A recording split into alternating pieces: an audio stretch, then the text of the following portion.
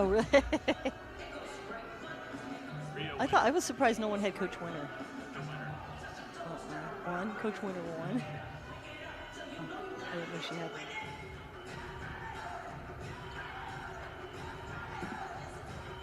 Yeah, I like.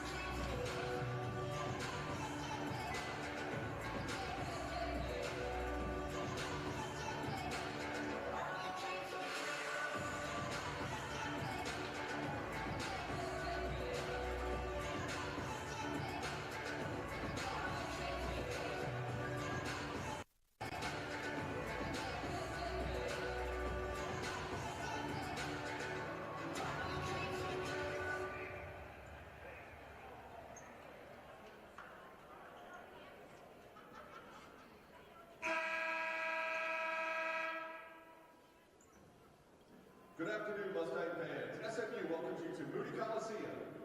Today's game features the ECU Pirates and your SMU Mustangs. At this time, we ask that you stand as we pay honor to America.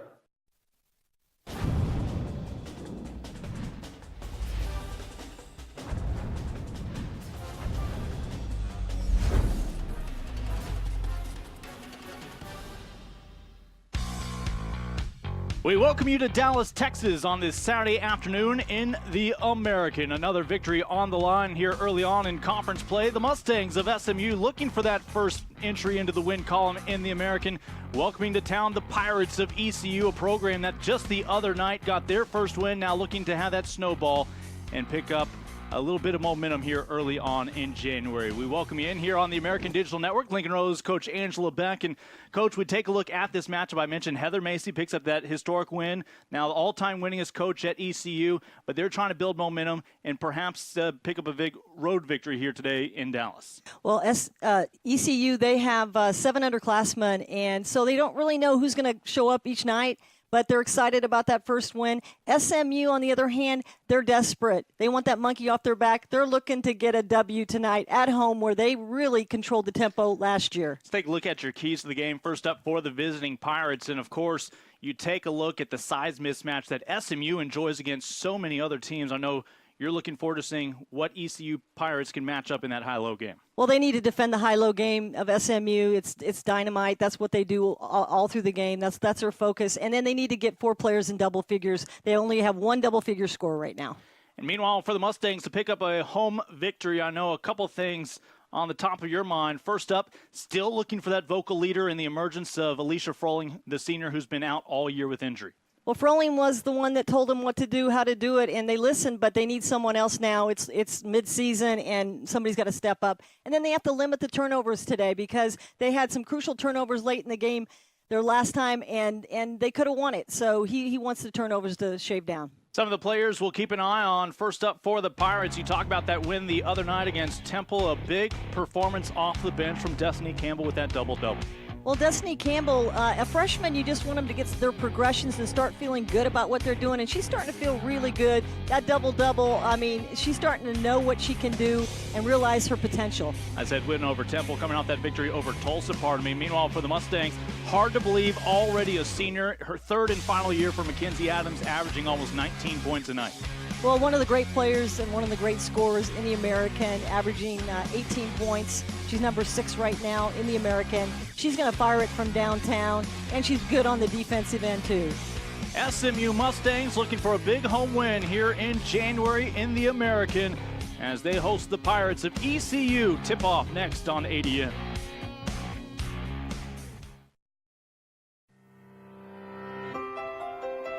When learning creates leaders, ideas are ignited, focus gets sharper, and service connects generations. We commit our expertise to heal, to discover, and to drive our region forward to a brighter tomorrow. East Carolina University. Tomorrow starts here. At SMU, students and faculty work hand in hand to shape answers to real-world challenges. Yes, there's no such thing as a lesser person. How can we strengthen human rights around the world? It turns out computer malware is extreme. How do we prevent cyber terrorism? The limb comes off. How can the human body set new records of performance? What can presidents teach us about leadership? From the SMU campus in Dallas, we're shaping the answers that will shape the future of the world. Back inside, looking for some Moody magic for these SMU Mustangs. They're off to an 0-3 start in conference play, looking to topple the Pirates of ECU as they have made their way to town. Take a look at our starting lineups for both head coach Travis Mays and head coach Heather Macy.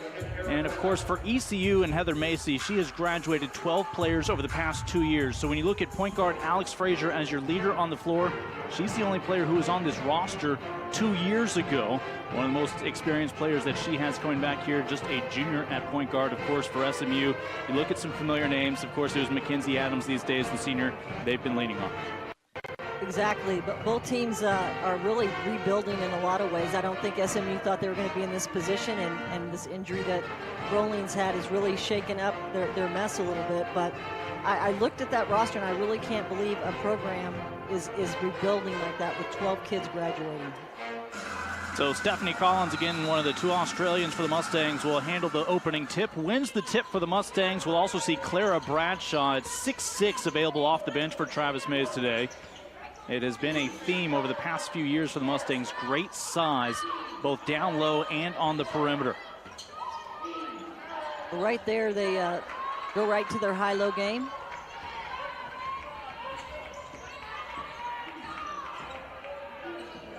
So as Frazier brought the ball up the court, looking for the opening score here for the Pirates. They're 9-8 on the year, coming off an 11-19 season last year. Again, it was the Mustangs who ended the Pirates campaign last season in the conference tournament. Both of these rosters have a slightly different feel here 1 year later. Ariana Williams, the freshman, a former state champion over there at Freedom High School in Carolina, MVP of that state tournament less than a year ago, has them out on top with the opening 2 points. Well, that was a nice perfection-looking shot. I mean, the kid has a good stroke, and it's very fundamental. And a tie-up here early on to get us underway. Again, Lincoln Rose, Angela Beck with you. We'll have a chance soon enough to check in with Megan Trammell for the first time today down on the sideline. I appreciate the opportunity to check in with both coaches during the week. Once conference play gets underway, obviously busy schedules, but these are two of the easier coaches to really talk to, really passionate about their personnel. Well, East Carolina right now has been working a lot on their court spacing, their ball movement. Coach Macy really wants that ball to go side to side.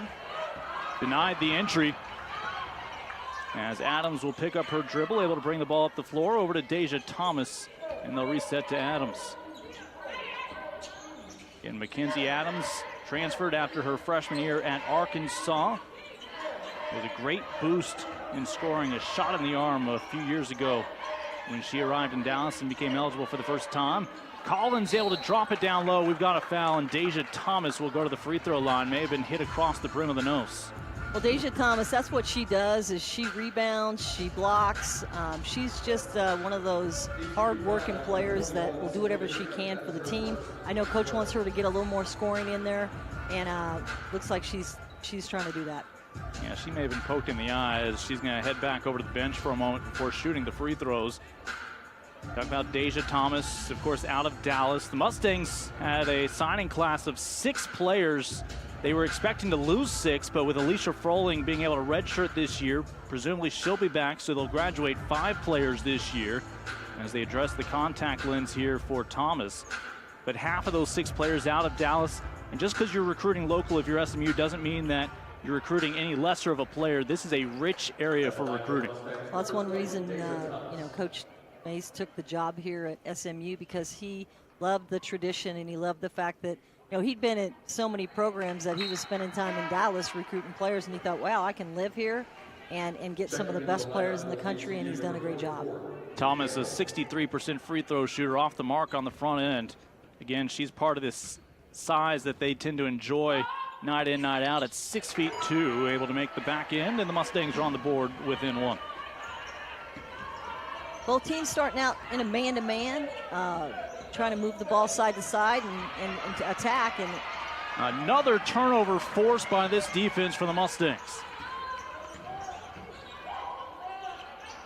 Pull up on the post. Ariana Whitfield off the mark. Second chance opportunities, and Thomas will have the first field goal of the day for the Mustangs here at home. Looking for a triple on the opposite end, off the mark from Clater.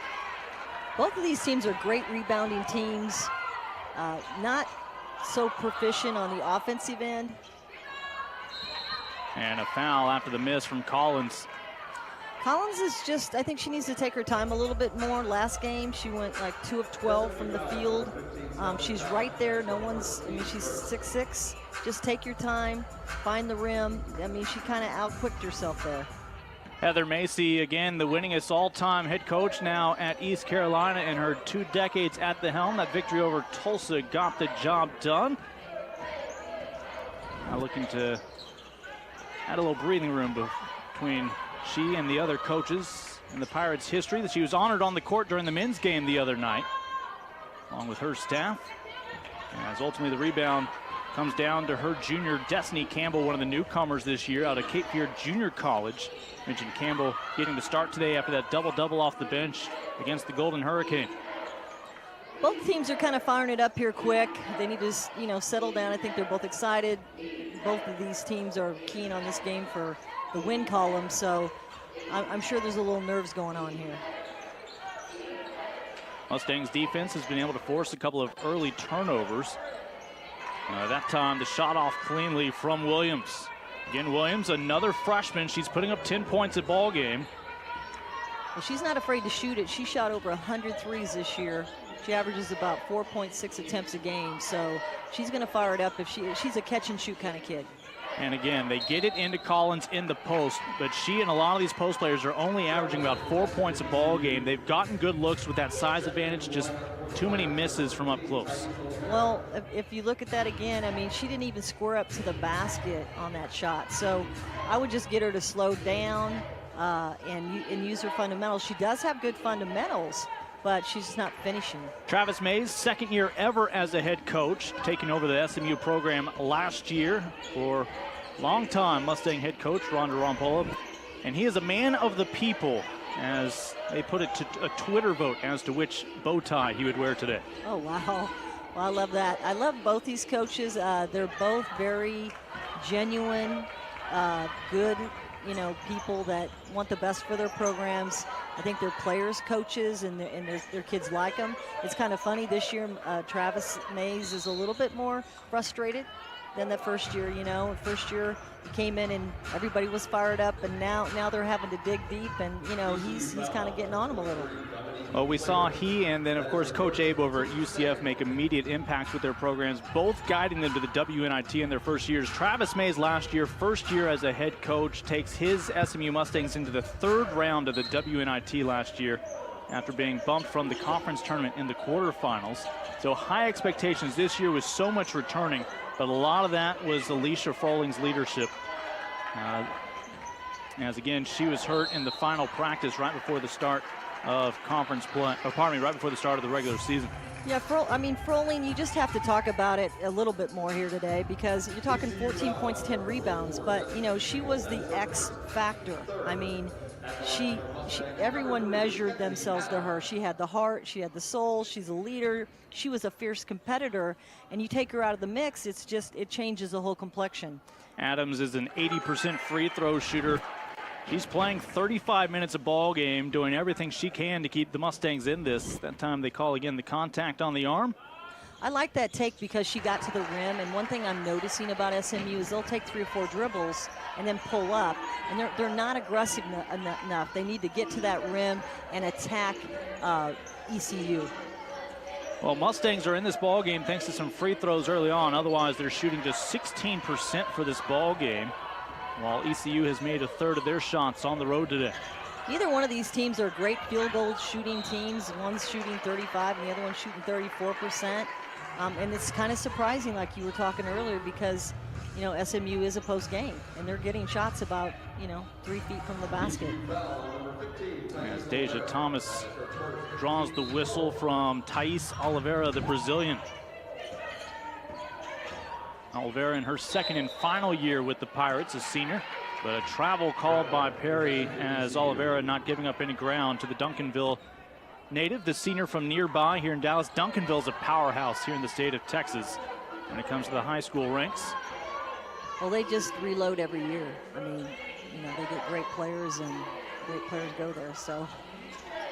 Straight away, three-pointer good on the mark as Williams starting to again find her range on the road today. I'd like to know who her shooting coach is, because when you break down that shot, and hopefully we can show it a little bit later in slow motion, that she really has a pure three-point shot. And able to work right inside, down low is Perry. Well, I love that drive. She got to the rim and she finished strong. Perry, who's made every start this year now through 17 ball games. Pirates will turn it back over with the travel call. A tight one here early on. The Pirates on the road looking for back-to-back victories in conference play, up by 1 in Dallas here on the American Digital Network. We are American. We are the spark that ignites, dazzling, brilliant, intense. We are plugged in with the volume turned up all the way. Because on this court, on any given night, the energy of 5 becomes the power of one. That's power. We are power.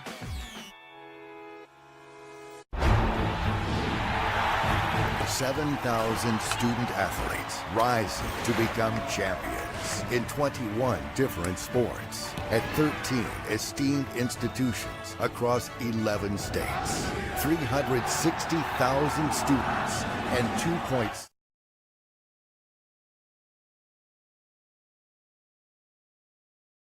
Georgia was her school's library reading prize winner. Pirates with a 1-point edge here in the opening half, midway through. And for the first time today, let's check in with the third member of our broadcast team, Megan Trammell, down on the sideline. Megan? Well, guys, today's a big conference matchup for both these teams. I got to catch up with both head coaches pregame. And ECU's head coach, Macy, told me that in order for their team to get this win today, they have to play a strong postgame, and they have to guard that high-low game with aggression. On the opposite side of the court, Travis Mays says his Mustangs have to win the rebounding battle. They have to make sure to control that turnover ratio. And most importantly, he wants his team to show up with confidence today and prove that they can do it for themselves. Guys? All right, thank you very much, Megan. Again, yeah, it's all about right now. Pirates have tasted a victory most recently in their last conference game. They have a chance to build on that here today after an 0-3 start of their own. Mustangs 0-3 in conference. Still looking for their first win. Still looking for someone to fill the void of Alicia Froling. Well, yeah, they're going to continue to do that until players like, Collins and Mackenzie, not Mackenzie, but Collins and Perry and those guys start producing more points. He wants double-figure scoring. He wants them to attack, but he's like, if they've never done it before, it's hard to ask them to be something different than they were. They've been role players for this program their whole time, and now he needs more scoring. Mustangs coming off a loss against Temple. They were able to execute at times, but just not down the stretch. Travis May has mentioned that game has left a bad taste in the mouths of a lot of these players as it slipped away. Now a chance to pick up a victory here at home. Always good support here locally in the Dallas area. Last year, I think we did 5 or 6 games at SMU, and they won them all. So they were very tough at home, and he doesn't want them to take it for granted. He wants to get that home court edge back. Ariana Whitfield, the Houston native out of Cy Ranch, the freshman in the ball game for the Mustangs. They simply have the inbounds play coming up. Heather Macy, 8th year at the helm of the Pirates, and she is closely attuned to all things in the Carolinas. They're really passionate about the basketball in that region, and really if they sign on the dotted line with the Pirates, making sure they feel like they're family for the next 4 years. And you know what? She does some things a lot of head coaches don't do, and she spends a lot of time in the offseason. With 7 freshmen and sophomores, she made a decision she was going to be the coach that did the individual workouts with them. When most of the time that's your third assistant, and so I really give her credit for that. Whitfield with one more free throw coming up here. Came in as a 70% shooter from the line, makes one of the 2. Heather Macy mentioning while they are lacking some experience with this year's Pirates group, it's the tightest team she may have had here in her first decade on campus. Everyone selfless, everyone focused, night in, night out. And no issues, and that's kind of interesting to hear, because usually you have an issue or two on a team of 15 kids. But I think it's her demeanor and how she carries herself. She is a player's coach, and she cares about her kids. John Asia Cash in the ball game for the Mustangs. Another one of these freshmen, and again, there's Destiny Campbell, who got the start today, just her 7th start on the year, but while she averages 7 points, 3 rebounds a night, came up with 19 and 10 against Tulsa in the victory. Well, she's an efficient scorer. She looks for her opportunities. She doesn't really try to force it, and she's got a high release on that shot, so there's not many people going to block that. So Mustangs down by a pair here in this opening quarter in Dallas. Will turn and fire, shot off the mark from 3 for Perry, and 1 and done as as the rebound comes down to the Pirates. And just off the mark, rebound down by Thomas. Pirates 1 and done. She's going to rock and fire and keep shooting until somebody guards her. They need to kind of close out on her a little bit more. SMU has good spacing. I'm impressed offensively with, how they really spread the floor. I just want them to attack the bucket a little harder off the dribble. We've seen 6 Mustangs on the court so far today, 4 of them in the scoring column, being led by Deja Thomas's 3 points thus far. Cash off the mark with her first layup offering. Again, John-Asia Cash. If you go through her family tree, you'll find a certain person by the name of Swin Cash. Well, she's a good-looking player. I like what she does. That's an easy score for her. She just needs to take her time. Once again, that's a crib shot that SMU missed. Offensive foul by Destiny Campbell will be another turnover here for the Pirates, helping keep the Mustangs in this ball game early on. Yeah, Whitfield got in there and just held her ground. As a freshman stepping up to take a charge against a bigger player. As a coach, you like to see that. You just want them to get out there and play hard, let the game come to them. You don't really ever want to depend on your freshmen to be the #1 player, similar to what ECU's doing right now with Williams. But, they're going to take what they can get because they need some scoring. Again, Travis Mays just had 1 new spot opening up on his bench this year. He promoted Erica White, the 4-time Women's Final Four participant at LSU, when he was an assistant on that staff. Last year she was in charge of player development for the Mustangs. And Mustangs continue to refuse to give up offensive rebounds. But it's Pirates still up 10-8. Heather Macy's only seen scoring from 2 players thus far. Williams has 8 points, while Campbell has the other 2. And then Thomas has been active on this end, with 8 points. So I know they like seeing that. They just need to get a few more people interested in it. Adams just has not had it go down, but she's had some quality looks. Driving in the lane, our first look at Morgan Smith, another freshman from Dallas's Highland Park High School. Cash is getting in there and mixing it up a little bit. One thing that neither one of these teams do is not fight. I mean, they're going to fight. It's going to be scrappy. This is going to be, it's going to be a battle, a physical battle all day. That time being tied up by Michaela Sanders. Spent 3 years as a Liberty Flame before transferring for her final year. Had to sit out last year.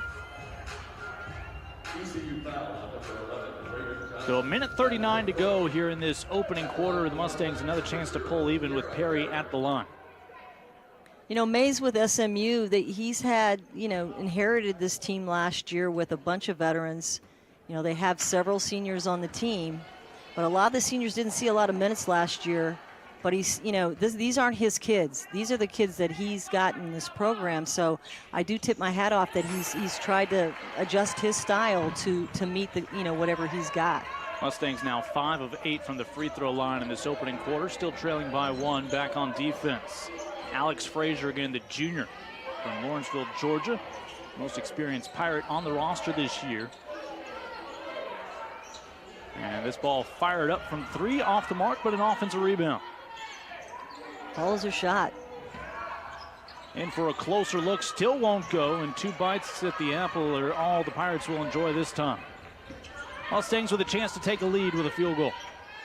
Good transition defense by ECU. Oh, Adams works it in, finds another big body. This time it's John-Asia Cash. Well, that was good. That was a little drop step, left hand, little touch shot. So she didn't quite square up, but she got it to go down. Cash was a little banged up when she arrived on campus, but has started to hit her stride here at the start of conference play. ECU pulls the lead right back, up 12-11.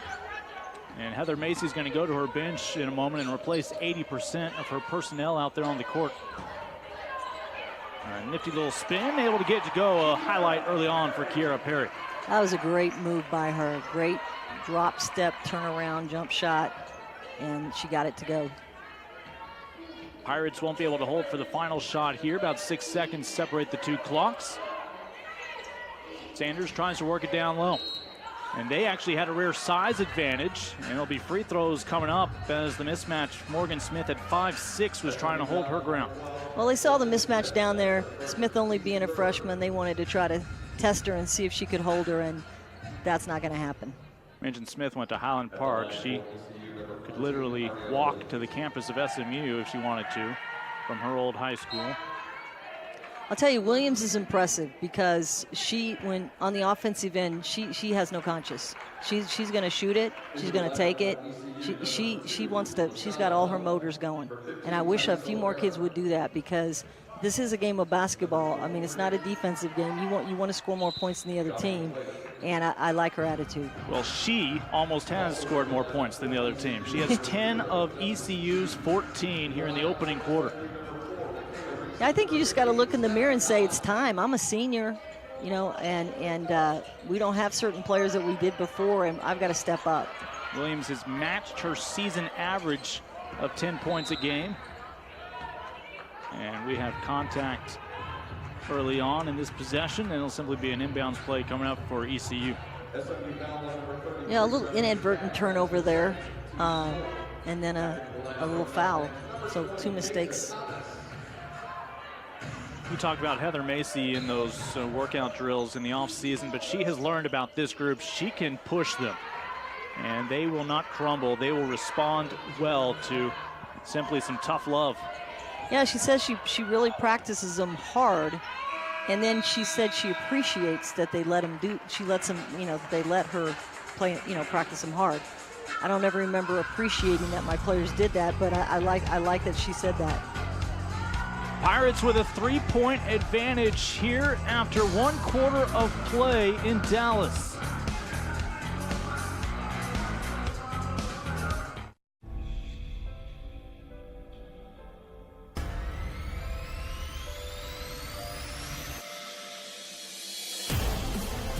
Don't miss the chance to see your team cut down the nets at the American Athletic Conference Men's Basketball Championship.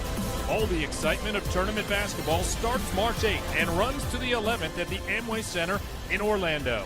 For tickets, call the Amway Center box office or visit theamerican.org for more information. Power comes in all forms. Power is a big tackle, a big save, a clutch hit, and a game-winning shot. Power is also standing up for what is right. Power is respecting an opponent, officials, student athletes, coaches, and team representatives.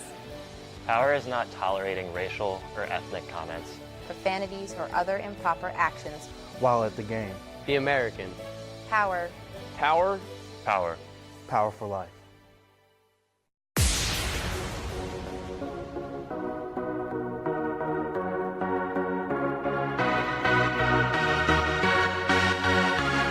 We are underway from the American.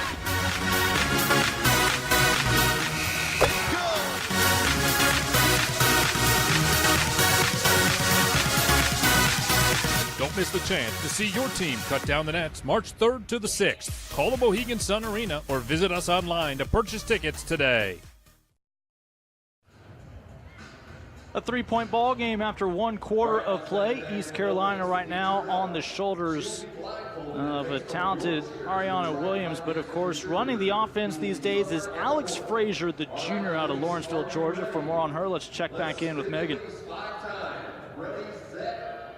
ECU's #1, Alex Frazier, who Macy calls their team leader, has actually been nursing a hip injury this week. She fell during the Tulane game, had a little bit of a hip injury. They said she's been limited in practice this week, but it doesn't look like Macy's limited any of her minutes. She's averaging 26 minutes per game, so it'll be interesting to see if she can keep that hip together during the rest of these minutes. Guys? Thank you, Megan. We talk about trying to match up with size. Frazier at 5'9" actually enjoyed a career-high 7 rebounds against SMU a year ago. They'll continue to try to lean on her today for both distribution of the basketball at point, as well as possibly trying to get them some second chance opportunities. I think Coach Macy's got to be really thrilled with what she's seeing offensively. All of her players are producing. She's got 3 players with 6 points. Frazier and Williams have 10 points. That's what she's been looking for. We talked about it in the pregame. 4 players in double figures, that's what they need, and it looks like they're on the road to make it. They already have 2 in double figures, and they only average 1. Well, when we welcomed in the new year, we of course welcomed in conference play in the American. As Mustangs with 3 games under their belt, Pirates with 4 games under their belt right now don't crack the top 9 as you see there in the conference standings.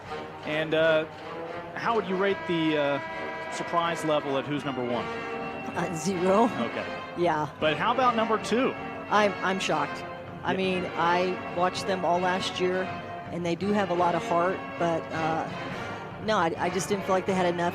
I knew they had scorers, but not shooters, and then their defense was sketchy. So 3-1, and they've beaten some good people, so they're credible, and I think they're going to be in the top 5 for sure. Really happy for Coach Huey and company over there in Houston. Of course, the 2 Florida schools, no surprise. High expectations for both USF and UCF this year. Lincoln Rose, Angela Beck, Megan Trammell with you.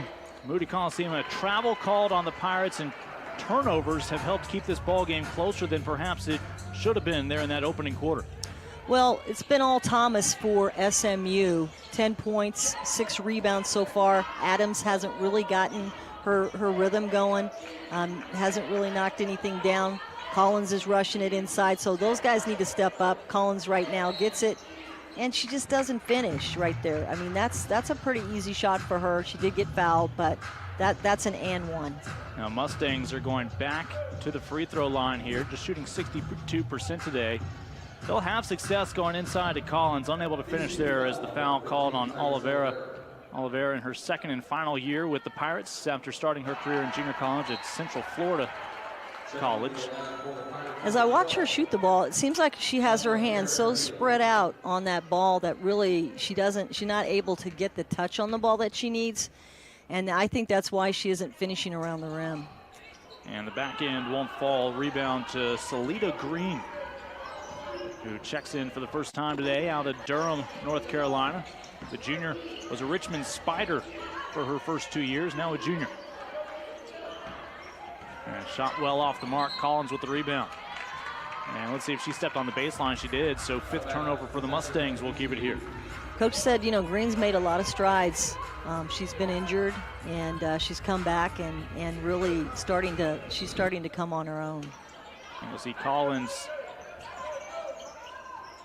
right there, they say. Pretty close. As some significant minutes early on for Morgan Smith. Takes it all the way, but just cannot come away with points. Mustangs had a chance to tie it up there. I'll take that any day, though. Going hard to the rim. And Collins will get one of the lowest rebounds you'll find for the 6'5" post player.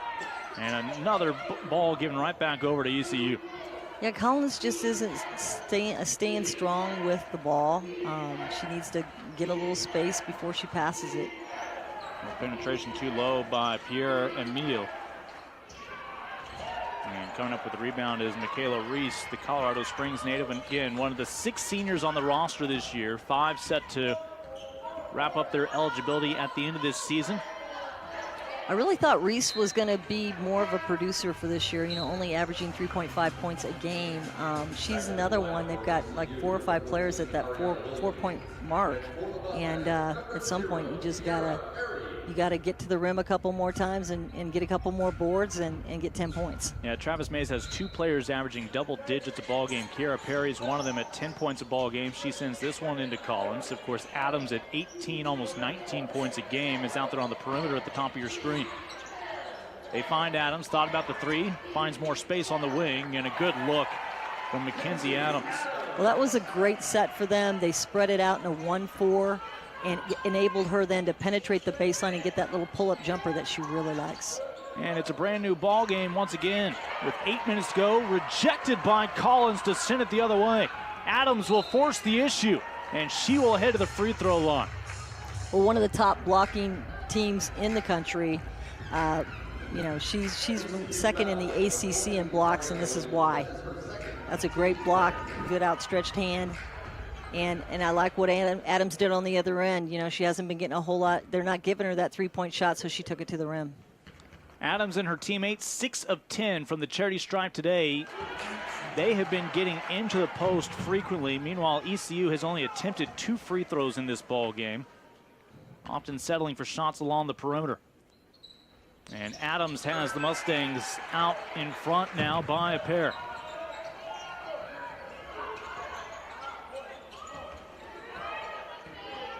So a rare lead here at home early on today against the visiting Pirates, fresh off their victory over Tulsa. But another turnover. Perry with the strip has numbers. Will give it up And nice defense, able to hold. Deja Thomas with the offensive putback wouldn't go, and the rebound finally falls into the arms of Desiree Corbin. Well, Thomas came to play. I mean, that was a great defensive stop on one side, but they're just sloppy on that offensive end. I don't know how many cribs they've missed yet, but that's a great steal. I mean, she should almost take it to the rack there, but she gives it up, and they miss another crib. They did have a whistle on the Pirates before that rebound. So a fresh possession here for the Mustangs. A power dribble, and again, very comfortable in that post. A variety of players for the Mustangs. This time, Thomas. Well, she can do that all day. That's candy for her. Mustangs with their largest lead of the afternoon. How will the Pirates respond? Yeah, just a first look at a zone now. This is the first zone they've run. Trying to switch it up a little bit, change the tempo. Second offensive rebound for the Pirates on this possession.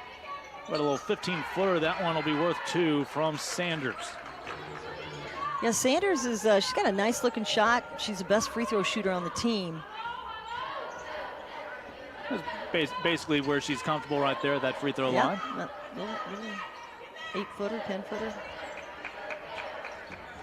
As they'll work inside to Reese. There we go, and that's what she has in her game. I like Reese's game. That was a great take. Mustangs of all sizes enjoying some success in the low post. Yeah, she split the 2 defenders and got to the rack. From the elbow. And it'll dance around and finally drop through again for Sanders, the senior. She's like, you need to keep me in, coach. I'm money. So a fun one here early on in the opening half. Midway through the second quarter, Collins' defender fell down, and Collins again just cannot hit the bunny. Yeah, I think it might be in her head a little bit right now. I mean, she's given the effort. She just, you know, it's like you've got to chin it. You got to take a second count, and then you got to finish it. And she's not really getting it chin. She's just taking it and kind of fumbling it. Remember, Collins, basically a 4-year starter. She arrived with Alicia and Keely Froling, the twins, all 3 out of Australia. Grew up with one another. Last year, Keely transferring back home. Her brother would do the same for the men's team. Alicia would still thrive here in the States with the Mustangs. This year has to sit out and watch her teammates. I think devastated at first, but has embraced the opportunity, knowing she'll come back with a lot of youth around her that she can help mentor next season.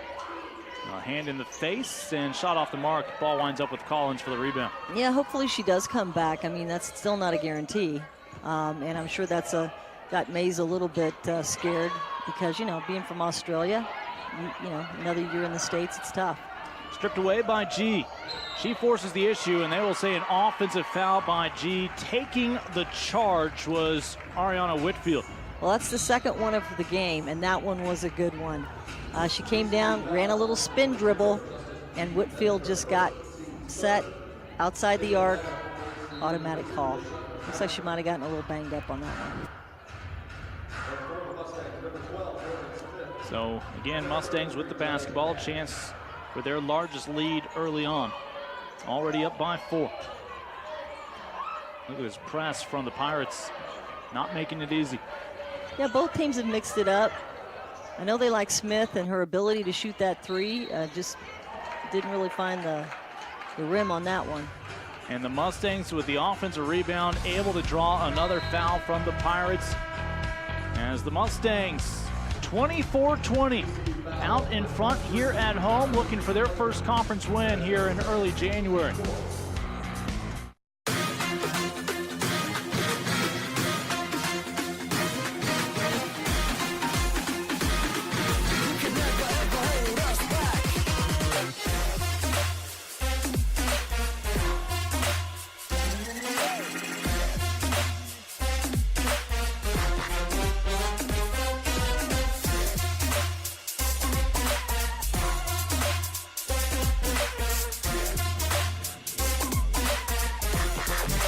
Never ever hold us Oh, that ball is hit deep. Left field. Way back. That ball is gone. Double play ball potentially. Schreitenstal's over to first. In time, double play, and that ends the game.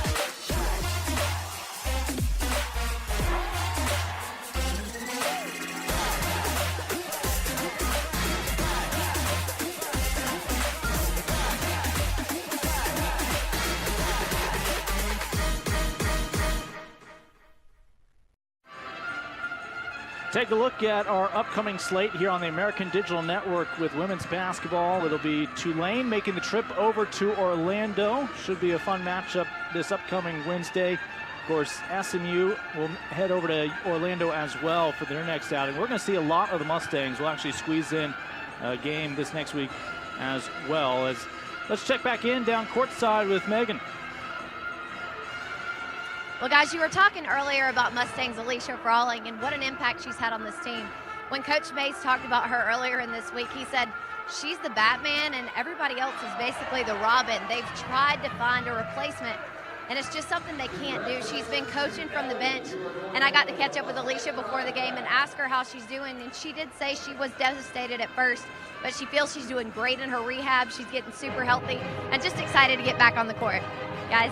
Thank you very much, Megan. If nothing else, Alicia certainly has been a trendsetter with fashion for these Mustangs. As the Australians, when they came over a few years ago, often, you'll see a different look for the uniforms in women's basketball in Australia with the singlets at times. Well, you'll see a few more shorts being rolled up, a more old-fashioned look for these basketball shorts. Yeah, it's not only the shorts. The Aussies, they also they wear these little tennies. I mean, these. In fact, I was like, if she did something to her ankle, I was going to be so upset because I would never let my kids be in low tops. They had to be in high tops because I was afraid they were going to blow her ankle. But it wasn't her ankle; it was her knee. So, but anyway, yeah, I've been over to Australia and coached some teams over there, and they are so tough. I mean, there's no babies over there. And most of the kids that I've seen that come over here have done a great job. So heading into the break, again, the foul that sets up these free throws for Adams. And she'll make the front end. Adams is 6 for 6 from the line so far today. So she has showing her aggression. She's trying to get to the line and mix it up. Able to make the most of that opportunity, and the Mustangs now stretch their lead to 6. Biggest discrepancy between these two teams so far today. Well, both of them are getting aggressive now, and now we're starting to see a little offense happen. That's a nice little floater there in the lane. As Nicole Hope, again, freshmen are going to be a storyline today for both teams. The Maryland native able to come through, averaging just 4 points in 14 minutes of ball game. And a spot-up three-pointer won't fall. Tipped out by Collins again. There's that size at 6'5", keeping a possession alive. Great rotation out to the wing, and the shot just off the mark from Smith. That was a nice offensive set. Little inside-outside action. They got the shot they wanted, just didn't go down. How about 1-on-3?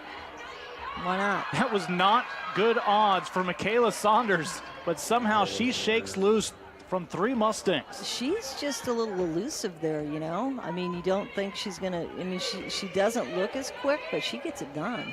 Again, Sanders, who sat out last year after transferring from Liberty, averaging 5 points, a couple rebounds a ball game. Meanwhile, Smith with the basketball is only averaging about 12 minutes a night, but she's seeing some extended play here early on, and she'll pick up a dime. Ariana Whitfield connects with the 3, her freshman classmate. Well, that's the first 3 of the game for SMU, and that was a great rotation inside out to her in the corner with an excellent finish. 3 freshmen on the court right now for SMU, but instead it's the senior for the Pirates with their last 4 points. Well, that's Saunders again. You got to guard her. I mean, she's got 8 points already off the bench. Michaela Sanders, the bench player, stepping up today for the Pirates. SMU's kind of gone to what we call a UCLA set, little high-low action, UCLA, where they're trying to get a little inside-out action, and it's been pretty effective for them the last couple times down. Mackenzie Adams, again, one of the 2 seniors on the court right now. She comes out. Mentioned they're playing with 3 freshmen as well. She and her senior classmate. Collins will get a breather. I like seeing the fight that I see in her. She's really playing hard, and you can tell with a lot of passion Adams is. Travis May, as we talk about just his second year ever as a head coach, certainly could have had other opportunities throughout his career, but he took plenty of time to learn from some of the best in the business. Most recently was back at his alma mater at the University of Texas with Karen Aston's group, after they helped rebuild that program back to the days of Jody Conrad. Yes, and everyone that's ever met him or been around him loves him, doesn't want him to leave, and that says a lot about his character. He's a culture builder, and he talks about his culture and what he needs from his kids, and he's learned a lot from a lot of great head coaches about what kind of culture to have. He's also surrounded himself on that bench with former head coaches at various levels. Mike Brandt, one of his top assistants. Of course, his daughter Amara was with the Mustangs last year. Currently a grad student at SMU is my understanding. Amy Smith-Bradley, former Trinity head coach in D3, former Texas Longhorn in her own right, and Shauna Ford Lavender, former Abilene Christian head coach on his staff as well. That was the first transition bucket I've seen off either team. Little coast-to-coast action, and then a great defensive, offensive rebound by Thomas. Well, ECU right now is trailing by 3. Probably a greater discrepancy in whistles as SMU's been forcing the issue and constantly going to the line here this first half. Well, Deja Thomas has just been all over the place. She's got 9 rebounds right now, and that's been keeping them in the game. Mustangs are 11 of 15 from the free throw line. East Carolina still has only been to the charity stripe once. And ECU is not a great free throw shooting team, but looks like they're doing all right so far, 2 for 2.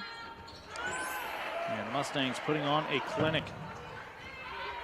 Well, I like what the coaches are doing. Both of them are mixing it up, extending their defenses a little bit, switching up their offense, running a little zone, so they're keeping each other off edge. Pirates trailing by 5. One back in and just finding the backboard. They're going to say a foul on Thomas. So here is the second set of free throws coming up for the Pirates. Head to the line will be Hope, Nicole Hope, the freshman this year, just 7 of 24 from the charity stripe. And she put her shoulder down and she's like, I'm taking this to the hole. And that's a very aggressive move for a freshman, and she made it happen. Foul called on Thomas.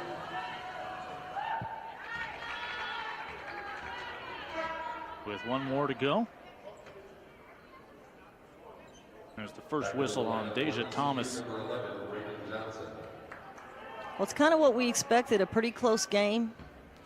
You know, whatever team executes the best is the one that's going to win. Both of them are great rebounders. Both of them are fighting, but it's just hitting the cribs for SMU. They've had a lot of opportunities that, you know, have gone away because they just haven't taken their time. That foul on Thomas was also the first team foul here late in the second quarter.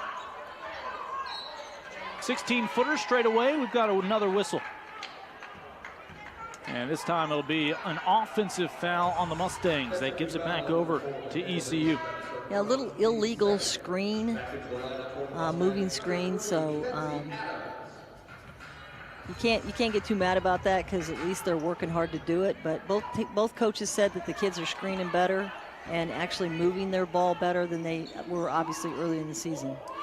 Mustangs will have Wichita State up next on Tuesday as their next conference matchup. Shockers and head coach Keitha Adams. You talked about some great new coaches in this league over the past couple of years, and Adams certainly among them after leaving a decade and a half of experience at UTEP behind her. That was a great aggressive move by Whitfield. She got a double team underneath there, and she split it and went down there and drew that foul. So Whitfield at the charity stripe. 70% free throw shooter. Most of the Mustangs shooting pretty well this year from the free throw line, and just as I say that, off the mark. Well, you knew that was going to happen, sure. Didn't you? Yeah. You can send letters. And no shortage of youth on these two rosters. Mustangs are going to get even younger. They'll lose 5 seniors. A talented 6-member signing class already locked up for Travis Mays for next year. Another offensive rebound for SMU, so they're you know, really causing havoc for ECU. Adams gets a good look up close. Her own rebound blocked by the Pirates. How about a third try for number 3? Well, I just like that kid. I mean, as hard as she's worked 4 years for SMU, she's had, a couple different coaches in there. You want good things to happen to her. And the Mustangs will get this ball back. They've reestablished their largest lead of the quarter, up by 6 with a minute to go till halftime. A lot of things, people think Adams is a standstill three-point shooter, but we saw already this afternoon that she's willing to go and get dirty, get to the hole, get that mid-range jumper going, and draw some fouls and get to that free throw line. Pirates the other way with numbers advantage, and they will give it right back on the baseline, the turnover. Well, they had a trap right there at midcourt. It worked and should have led to an easy 2 the other way. Just losing the handle off of her ankle that time was Hope. That's one of the things as coaches you don't want your players to do is instead of catching the ball, she patted it down, and that's why she lost it. You want them to catch the ball first and then put the dribble down. This time able to beat the press. Adams has an open teammate out on the wing. Mid-range baseline shot won't go. And Smith fighting for the rebound, and they've got a whistle on Smith. Smith's getting a little bit feisty there. I like that she pressed. I actually kind of thought it was off on ECU, so she might have a little bit of argument right there. I think she wears that mouth guard to class. It seems like a mindset for these players. So she kicks it, and boom. I don't have a great angle on that, but I still think I could be an official.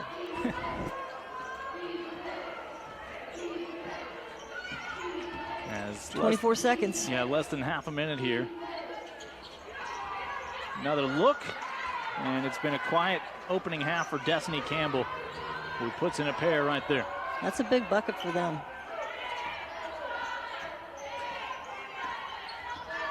Mustangs looking to take a lead into halftime.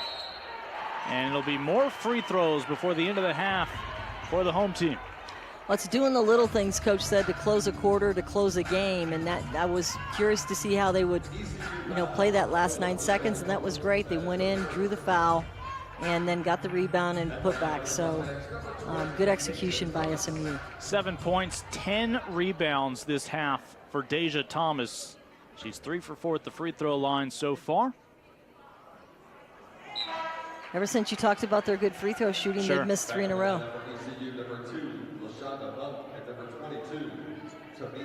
Deja Thomas is, she's added some good things to her game. Her mid-range shot looks a lot better than last year's.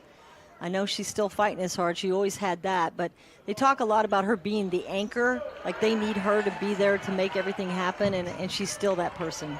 So 8 points for Thomas, second leading scorer, and just hung on to the basketball too long the other way. So your score going into the half, 34-29 SMU. A slow start, but able to come back with a strong second quarter against those Pirates. In just a moment, Mustangs head coach Travis Mays will join Megan for his thoughts on that opening half. How about your thoughts? Well, I think it was great. I think both teams, fought really hard. They've got some good offensive output, got good distribution, and it's a game. All right, let's check in with MT and TM. Megan? Coach, you said you wanted your team to be the most competitive team on the court today. How well do you feel they're executing your game plan? Well, I think they're playing hard, but I would like to see them play a little bit more efficient. I think we're rushing our shots instead of running the offense and giving them a chance to foul us and go to the free throw line, and we're shooting bad shots, low percentage shots, I would say. Hopefully we can get better at that. Thanks for your time, Coach. You're more than welcome. All right, thank you, Megan. So Mackenzie Adams and the Mustangs finding plenty of points in the paint. Some high percentage opportunities as the Mustangs battle back from an early deficit, have a 5-point lead at halftime. You're watching women's basketball on the American Digital Network. 7,000 student athletes rising to become champions in 21 different sports at 13 esteemed institutions across 11 states. 360,000 students and 2.6 million alumni. Rise up in celebration of a Power 6 conference known as the American.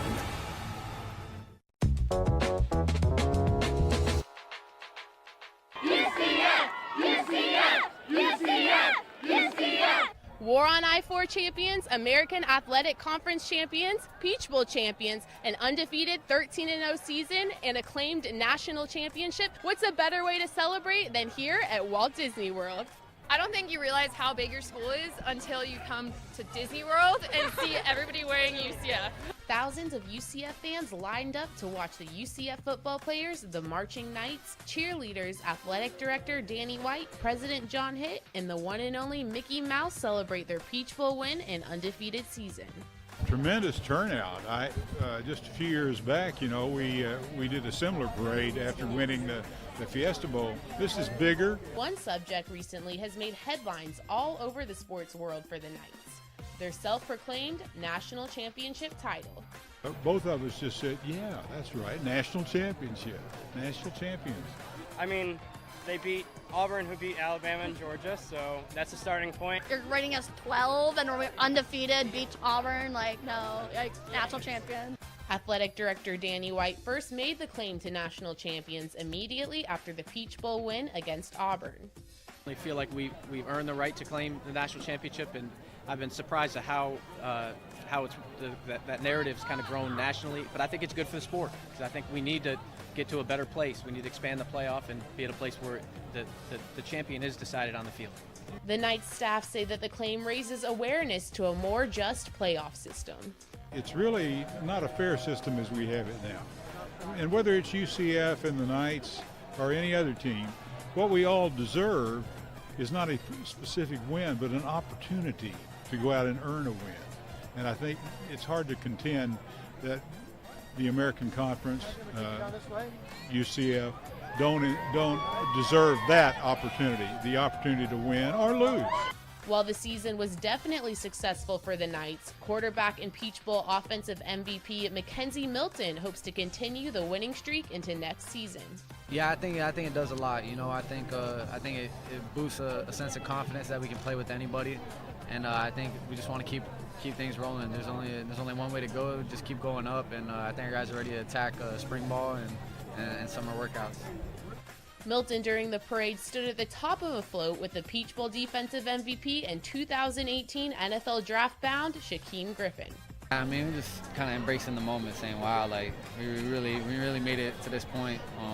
And, I just kind of enjoying that moment with him, knowing that he's moving on to the NFL and he's going to do his thing. So it was just pretty cool being up there with my brother for maybe one last time. So it was pretty neat. Griffin was not the only one whose last game was the Peach Bowl. President Hitt announced in late October that he would be retiring after 26 years at UCF. It will be bittersweet, no question about that. But we've got a wonderful group of young men. I have every expectation that they'll compete at a high level in an ongoing way, and I'm going to be their #1 fan out there. Reporting for Campus Connect, I'm Brianna Sorensen.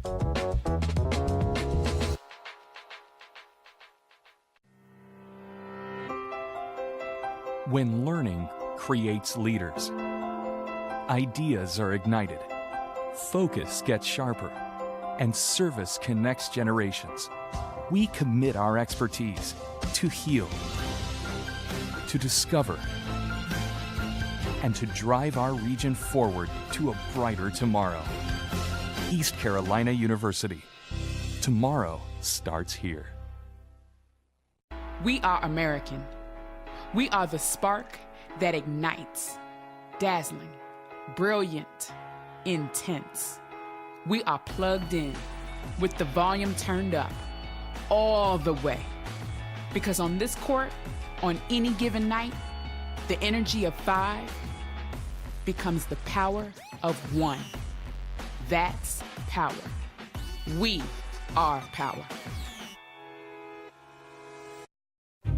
At SMU, students and faculty work hand in hand to shape answers to real-world challenges. Yes, there's no such thing as a lesser person. How can we strengthen human rights around the world? It turns out computer malware is extremely... How do we prevent cyber terrorism? The limb comes off. How can the human body set new records of performance? What can presidents teach us about leadership? From the SMU campus in Dallas, we're shaping the answers that will shape the future of the world.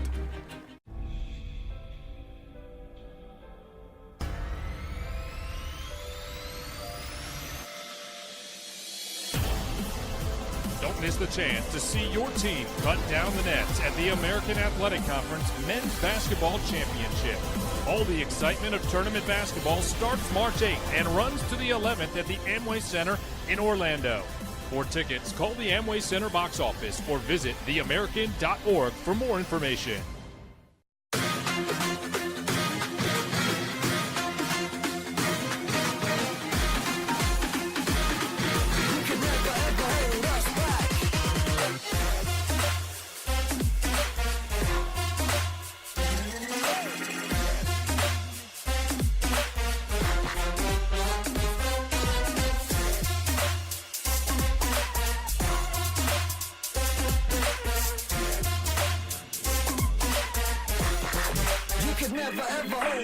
Oh, that ball is hit deep. Left field. Way back. That ball is gone. Double play ball potentially Schreitenthal's over to first. In time, double play, and that ends the game.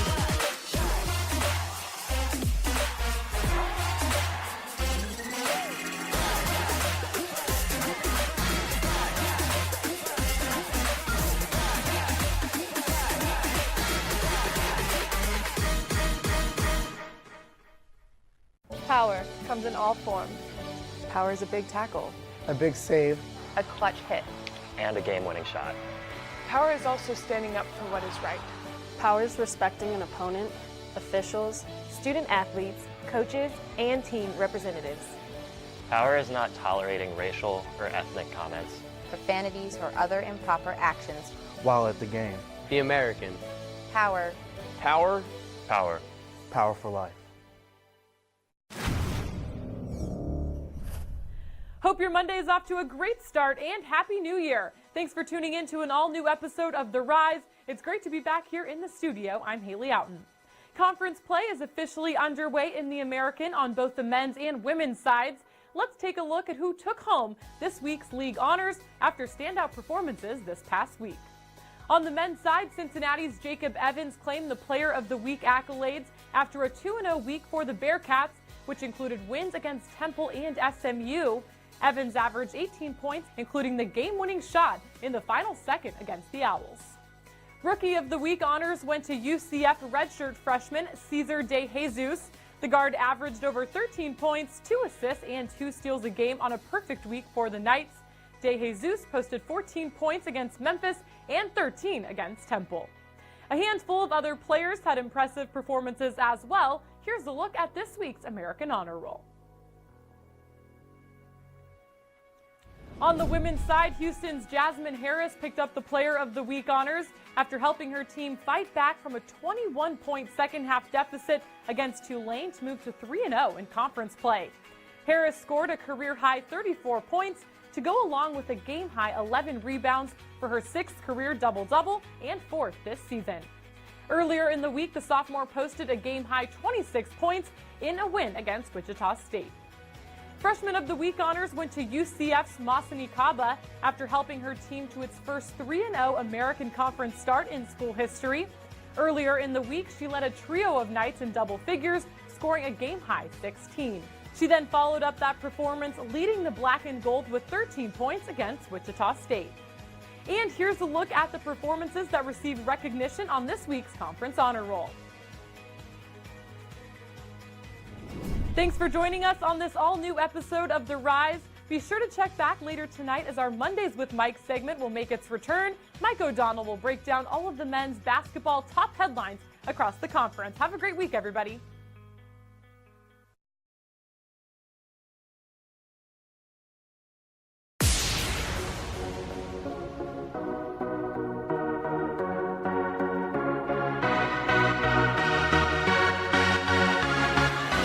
Underway from the American.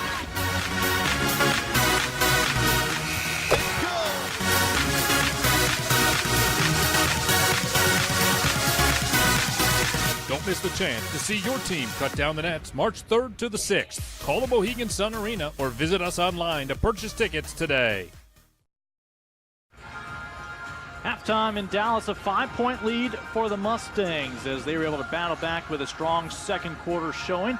Lincoln Rose, Angela Beck back with you here on the American Digital Network. And what we talked about, the size advantage that SMU has just about against any given night in the American. But obviously second chance opportunities are going to come from offensive rebounds, but so are free throws as well. And you add all that up in the Mustangs with the lead. Well, definitely. They had 14 offensive rebounds in the first half, and that's basically keeping them in the game. They're pounding the glass. They're getting it back. Now, their inefficiency in shooting is really their Achilles heel. They only shot 30% in the first half, and then 20% from three-point range. They've gotten to the line over 20 times, which means they've been aggressive. ECU, on the other hand, has been more efficient. They've distributed their points around, and their defense has been pretty solid, but they need to keep SMU off the glass if they're going to get back in it. Yeah, East Carolina has held themselves back with some turnovers early on. So a 5-point lead for the Mustangs, trailing at the half. The Pirates, let's check in with Megan, who's joined by Pirates head coach Heather Macy.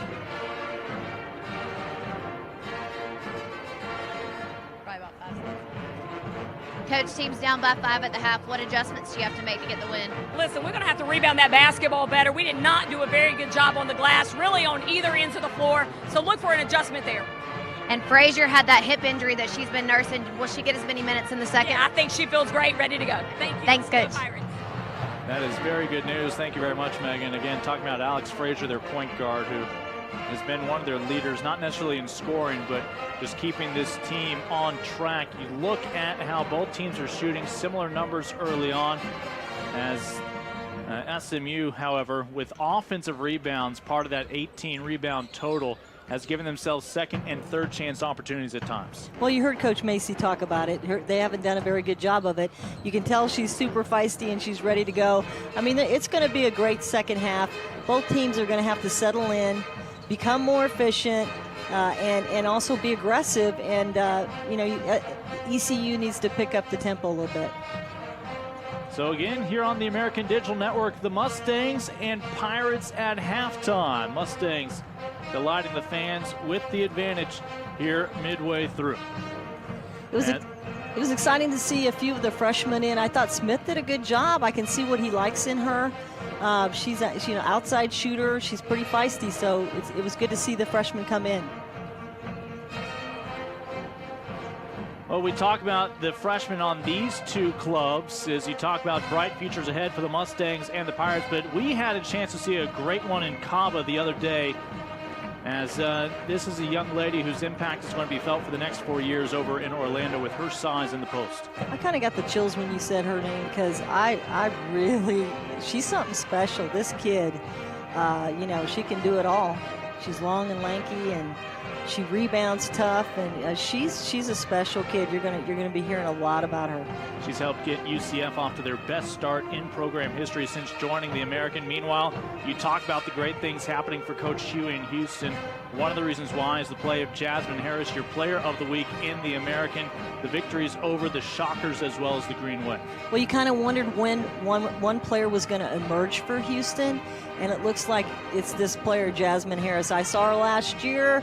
She was pretty good, but, putting up these kind of numbers, that gets a lot of people's attention. And, of course, overall, the honor roll in the American from this past week, UConn, Memphis, Temple, Tulane, and Tulsa all represented, as 3 seniors shining early on in conference play, a junior and a sophomore in the mix as well. Congratulations to all of the honorees in the American coming off of strong play to kick off the new year this past week. So Pirates and Mustangs about to get underway here with the second half, as Mustangs with the basketball. And Mackenzie Adams had 12 points to lead the way for the home team, 10 rebounds for Thomas in that first half alone. SMU actually went a lot in that first half to a smaller lineup, and we'll see if they come out with the big lineup, but we'll see if they switch up. Shot off the mark for Frazier, but this time it's ECU with the offensive rebound. Moody Coliseum got a facelift a few years ago. Historic facility here on the campus of SMU. In fact, they upgraded their practice facility 10 years ago, and that got everybody excited about what the changes would be here for the game day venue. But SMU, it's been first class for both facilities, and that certainly has been another strength for Travis Mays with regards to recruiting. A blocked shot from Collins, and moments later, a shot clock violation for the Pirates. Well, that's the second block that she's had today, and I've kind of been a little bit hard on Collins because I want her to slow down and be more proficient in her offense, but she's done some great things defensively. Adams.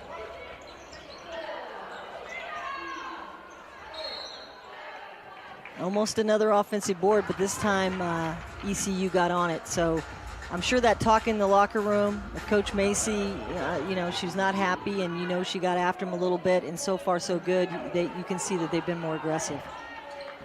Again, Pirates a couple times today have trailed by as many as 6 right now. The halftime deficit still intact, trailing by 5. They have settled for more shots along the perimeter. I believe that's their 10th three-pointer they've attempted now, 2 for 10. I don't think they really have a true post. That was a great screen right there by Thomas to allow her to get to the rim, to Perry to get to the rim. Easy layup for Perry. Her first 2 points, now 7 for the ball game, first 2 of the second half.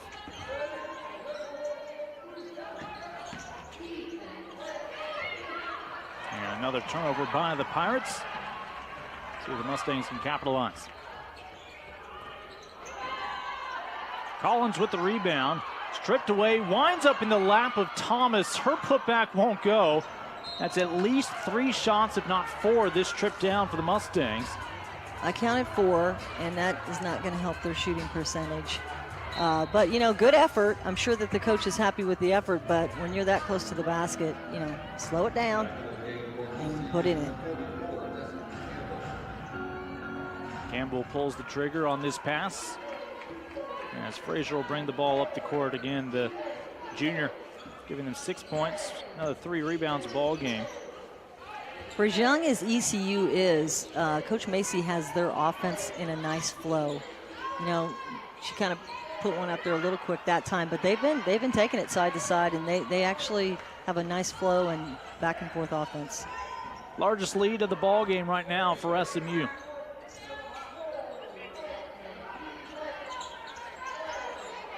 Oliveira doing a nice job denying any entry feed to Collins. Let's see if there was a 3-second count. The ball's going to be back over to ECU. Not sure what that was. I thought it might have been Collins inside, but Perry was like, my bad, so it must have been her.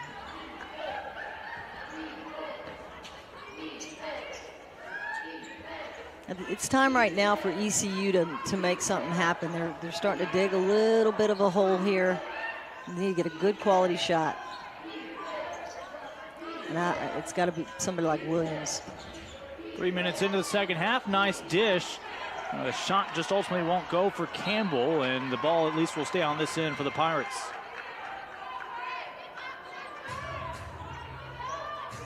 Again, both teams started off 0-3 in conference play. This is a challenging conference night in, night out, regardless of the opponent. And we mentioned a bright future ahead with a lot of talented freshmen coming in as well. But the difference, Pirates picked up that win the other day against Tulsa, and you wondered how confident they would be all of a sudden coming in looking for a road victory against SMU. I think psychologically, they're in a much better space as a coach. If with SMU being 0-3 in the league right now, your kids are fragile. You don't really know what their mindset is, and even though they're fighting, you want them to be able to have the vision to say, hey, we can do this. We just need to settle down and do it all together, and everybody pick it up.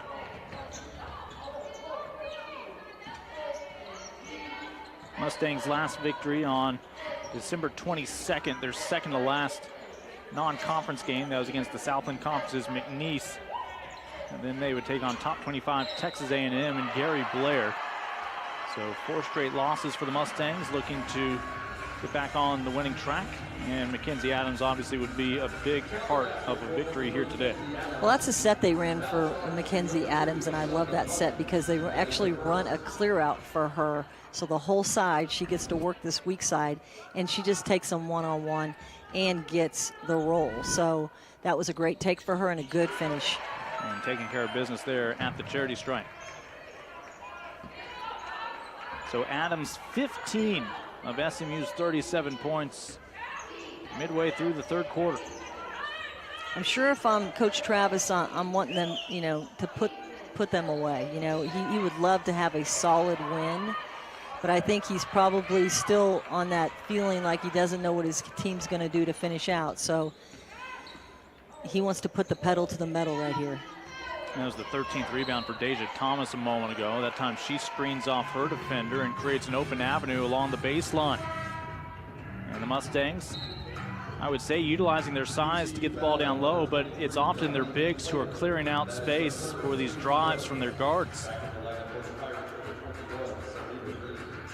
Yeah, that was a great take. I would take her by myself and just say, I need this out of you. I need 10 points a game from you. She's so capable. Collins able to bail them out on the inbounds play. When in doubt, just throw it up to number 15. So it looks like they're running a lot of sets, and that's a little ISO down low for Thomas. She just didn't get that post position. She was a little bit, she wasn't square to that pass and just mishandled it. Give the credit to Thais Oliveira, who's denying that feed. Oliveira, who's just missed one start this year. Mentioned one of the seniors. After they had graduated 12 over the last 2 years, Pirates, I believe, will just lose 2 seniors this year. Adams, a foot race, has it poked away. How about that effort? No foul. Just a precision swipe from LaShonda Monk, the freshman out of Greensboro. That's a good way to get positive things happening for you by coming and chasing that down. And moments later from the right elbow, SMU's lead now double digits. Well, she even clapped for herself when she made that one because she's like, this has got to go down. Up by a dozen. Yeah, it's the game's changed here. Collins running the floor, and she'll make that one. A foul will mean a free throw to tack on as well. And there is a smile buried under that mouthpiece. Well, the big girl running the floor, you got to give it to her because they are running it hard, and that was a great catch and a finish. And she did have that touch on the ball that time, so awesome. Mackenzie Adams with her 3rd assist of the ball game. And Collins now at the line, looking for just her 4th point. She is 1 for 2 from the charity stripe today.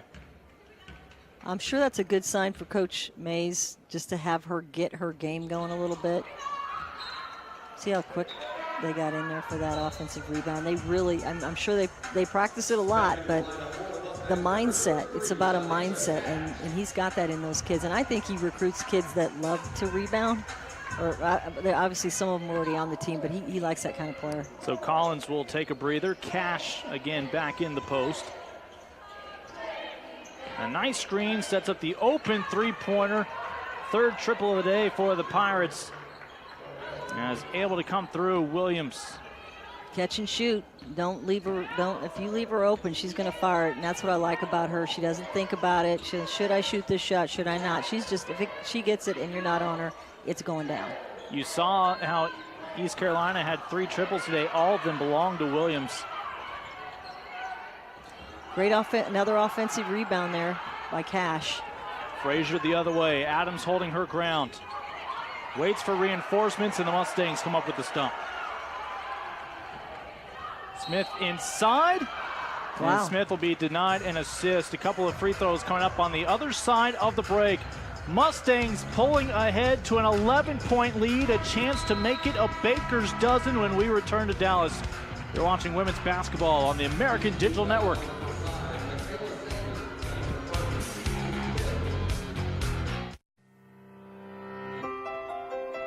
When learning creates leaders, ideas are ignited, focus gets sharper, and service connects generations. We commit our expertise to heal, to discover, and to drive our region forward to a brighter tomorrow. East Carolina University. Tomorrow starts here. At SMU, students and faculty work hand in hand to shape answers to real-world challenges. Yeah, so there's no such thing as a lesser person. How can we strengthen human rights around the world? It turns out computer malware is extremely... How do we prevent cyber terrorism? The limb comes off. How can the human body set new records of performance? What can presidents teach us about leadership? From the SMU campus in Dallas, we're shaping the answers that will shape the future of the world. Double-digit lead for the Mustangs. Free throws coming up with a chance to stretch it perhaps to a 13-point advantage, be the largest lead of the day for SMU. Lincoln Rose, Angela back with you. Let's check back in with Megan Trammell courtside. Mustangs' newest head coach, Erica White, has always had a plan that she wanted to be with Coach Mays. Mays coached her at LSU, and then when he got a head coaching job, she said, you know, I would just sweep the floor if I could work for you and Coach Mays. And he brought her last year, first year, he brought her as the director of ops. Erica said, I'm in, and this year he's promoted her to assistant coach, and he said he could not be more pleased with having her on the staff. Guys? Yeah, thank you, Megan. He has surrounded himself with people who already have very impressive resumes. Erica White, one of them last year, when she did join his first ever staff, Director of Player Development, and noted the 4-time Final Four participant over at LSU, when that was one of the many great teams that Mays was an assistant on. Yeah, he's been on a lot of great teams, and he actually was a great player himself. So, you know, bring that all into play, and that makes him a great coach. Travis Mays, after being a standout in Austin with the Longhorns, would go on to an NBA career. Longtime assistant, has worked with some of the best over the years. You see one of his assistants, Mike Brandt. Again, one of the many assistants with head coaching experience, wanting to work with Coach Travis Mays. So kind of how we talked before in the pregame, you know, Williams is the mainstay for ECU, and she's got 13. Adams has silently kind of been rolling it up with 15 points. Thomas doing the tough job inside with the 14 rebounds. And again, bow tie, the tie of choice for Coach Mays. He's had that since he's been assistant everywhere, I think. Has he ever worn a normal tie? His trademark look. Well, it's a good one for him, too. He's a good-looking guy and a great coach. And 1 of 2 at the line for the Mustangs as their lead at a dozen. You can tell right now the whole personality of SMU has changed. They're having fun. They're playing together. I see a lot of energy that they're giving on the floor. So this is kind of what he's always wanted. And this may be a little breaking point for them, breakthrough. You know, he's like, I got to get this monkey off my back. We got to make something happen here. I got to make these kids have a little bit more pride and not take this for granted of what we did last year. And what they did last year, again, was going to the 3rd round of the WNIT. It was the school's 6th trip to the postseason tournament, their first since 2014. This time they try to drop it in down to Thomas. Yeah, Sanders didn't have, you have to be able to get her verticality. She has to come down and be able to get to the ground, and she didn't allow her to come down. Yeah, basically for player safety, if the offensive player has already left their feet, you can't then subsequently establish position underneath them. As Thomas will have one more try at the free throw line here coming up. Good effort by Sanders. You know, good looking player. You know, she's really come off and given them great offense, and she's pretty feisty. So Deja Thomas, I believe a point shy of a double-double already in this ball game. Got to be a little sense of urgency here by ECU. Sanders with the offensive rebound, put back won't go, and it's back over to the Mustangs. Again, I mentioned Deja Thomas, 9 points, 15 rebounds. 3rd leading scorer for the Mustangs today. 15 for Adams, another 10 for Perry, the 2 seniors.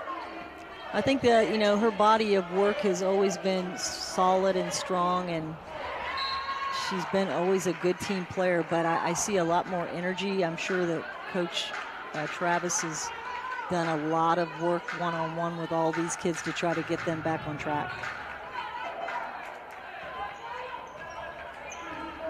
So this was an ECU team that got off to a quicker start in that opening quarter. That was a big part of their win against Tulsa, was doubling them up, I believe, 22-11 in the first frame, and able to hang on for their first victory in conference this year. But it's SMU with their size, with second and third chance opportunities, and trips to the free throw line, able to get themselves an advantage. Sanders' three-pointer off the mark.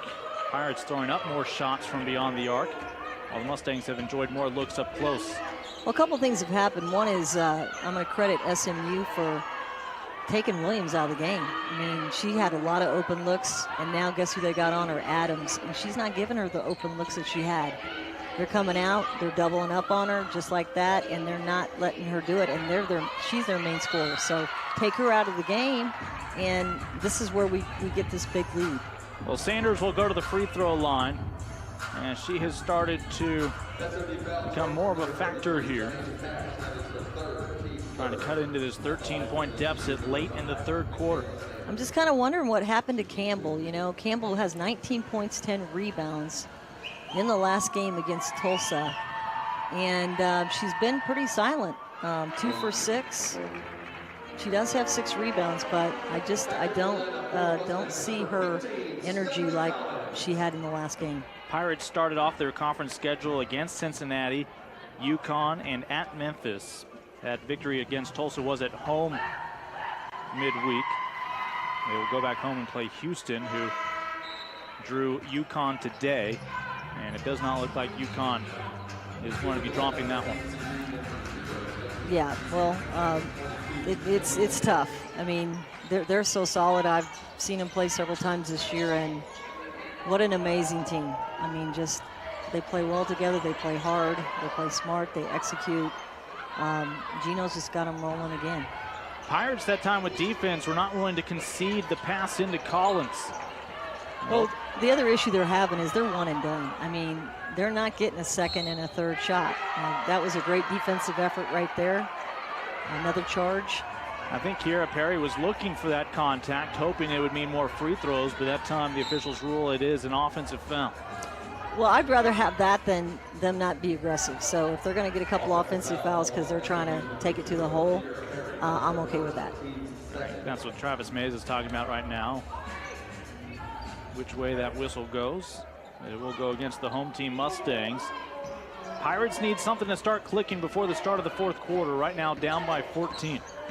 Well, this is where their balanced scoring kind of hurts them. They don't really have a hurry-up offense. The offense is, 5, 6, 7, 8, 10 passes. That time, that was just stripped away by Perry. Never got a shot off. Perry with the steal. Adams off the back iron. Another offensive rebound. Perry steps through in the low post and just can't get it to go. A Lister at 5'10". That might be an inch or two generous. That was a European step right there. I wanted that to go for her because that was a great move. And the Pirates can't make one on the other end. Just a little sloppy here in this transition. You got 1:16 to go.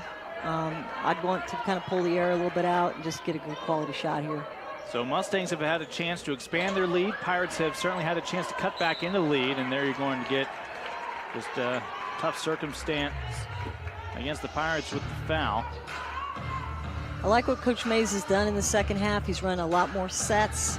He's run a lot more isolations for certain players and mismatches that he's read. Early in the second half, a lot more motion, little UCLA high-low. But I like the sets because I don't think this team's really mature enough or has that leadership to kind of have the right people shooting. Oliveira back on.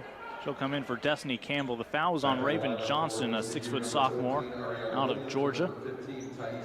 And second free throw here from Kiera Perry. Perry, Reese, Thomas, those guys are athletic.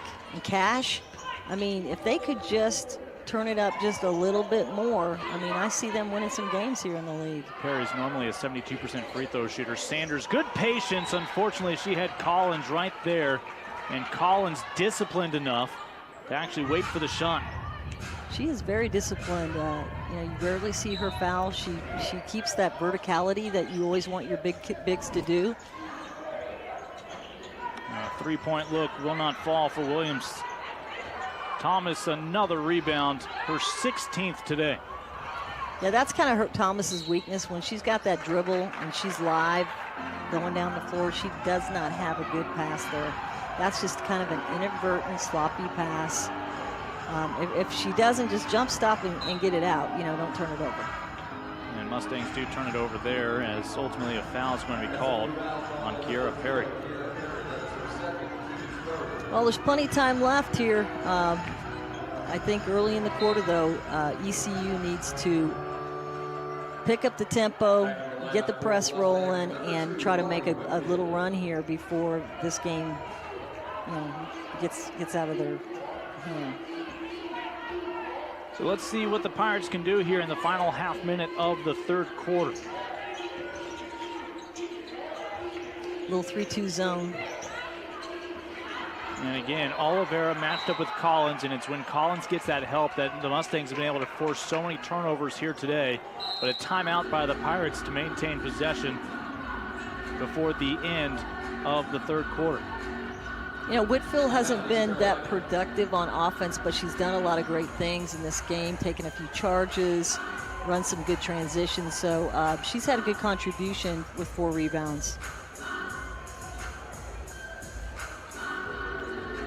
For the Pirates, ECU still just one player in double figures, 13 points for Williams today, including 3 3-pointers. And of course, a full slate of games this year here on the American Digital Network. Look forward to seeing the Green Wave of Tulane make their way over to UCF, as we'll see UCF a handful of times over the next month. Same can be said for SMU. And of course, we'll get to see ECU at home in the friendly confines at the end of the month, as they'll welcome one of the newest members of the American, the Shockers of Wichita State. In the pregame, we talked about what's it going to take for SMU to win this game. Coach talked about he needs to execute, and then they also need to do a better job offensively with their crib game, their high-low game. And I think they have. They've done a better job at both. Obviously they're always going to have the effort on the boards, but I think they've executed well. I do think their leader is Mackenzie Adams. I mean, I felt her leading the whole night, and I think she does have that little grit that they need, from their leader. There's a Mackenzie Adams fan. Well, yeah, there's a few of them there. As again, Heather Macy trying to bring the Pirates back in this one. 20 seconds remaining here in the third quarter. I love now trailing by 12. I love her passion. I love her energy. She would be a great coach to play under. She's just someone that wants positive things to happen for her kids. Likes the family atmosphere. She talks about having good kids and good families on her team, and that's important to her. And those are the kind of kids that she recruits. And North Carolina, they've got some pretty gritty players. I mean, they're physical kids coming out of there, and they're pretty tough. And again, East Carolina, we believe, called a timeout to maintain possession. Not sure what the extended timeout has been here. But it gives both these teams, they'll have this break to catch their breath, and then after 20 seconds elapse in this third quarter, another break before the start of the fourth. Both teams should be ready to go for a strong push down the stretch. Well, one of the things SMU wants is for these guys to regain their edge. What do you think? Do they get a little edgier? Again, it feels like it. SMU's been able to make up for the poor shooting at times. Simply, again, we talked about the size, and it has been to their advantage today. See if they can build some confidence. And then again, after today, Wichita State, UCF on the horizon, as the Mustangs will have a bit of a road swing. Yeah, I think SMU's more than their high-low game. Everyone talks about that, but I don't see that being the reason they succeeded so far tonight. I think that off the dribble, obviously they're rebounding, but Perry's hustle, Thomas's hustle, Whitfield's hustle. Then you take Cash, and man, I like Cash a lot. She's going to be an exciting player as a freshman. Mustangs with 4 players with 4 or more rebounds today. There's a good post up. I really haven't seen him go to the low post. Salida Green is really, she's their stopper. She's their defensive specialist. She's really not usually their go-to player. So that was a good isolation and a good look for her. Yeah, Salida, who's come off the bench for the most part of this season when she's been available, had to sit out last year after transferring from Richmond. You noted identified as the stopper for Coach Macy on defense. Yeah, I kind of wonder maybe if I had, this young team, I might try to do a few more isolations for them. They basically run a motion offense, which gives them a lot of freedom. And I mean, when you have someone like Williams, it works well because she can shoot anytime she touches it. But now that they've got her kind of closed down, you don't know who's going to take the shot. That was rebound number 17 of the game for Deja Thomas, and we still have another quarter to play here in Dallas. Trying to beat the buzzer, good if it goes off the mark. Pirates with energy off the bench, trying to get something going. When we come back, we'll have a quarter left in regulation here on the American Digital Network. Mustangs and Pirates still with one frame remaining here on ADN.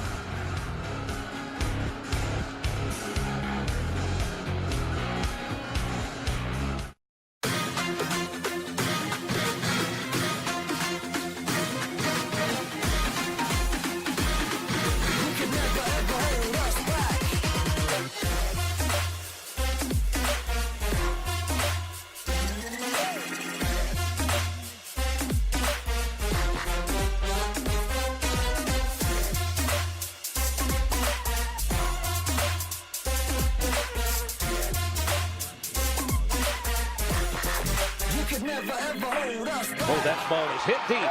Left field. Way back. That ball is gone. Double play ball potentially. Schreitenthal's over to first. In time, double play, and that ends the game.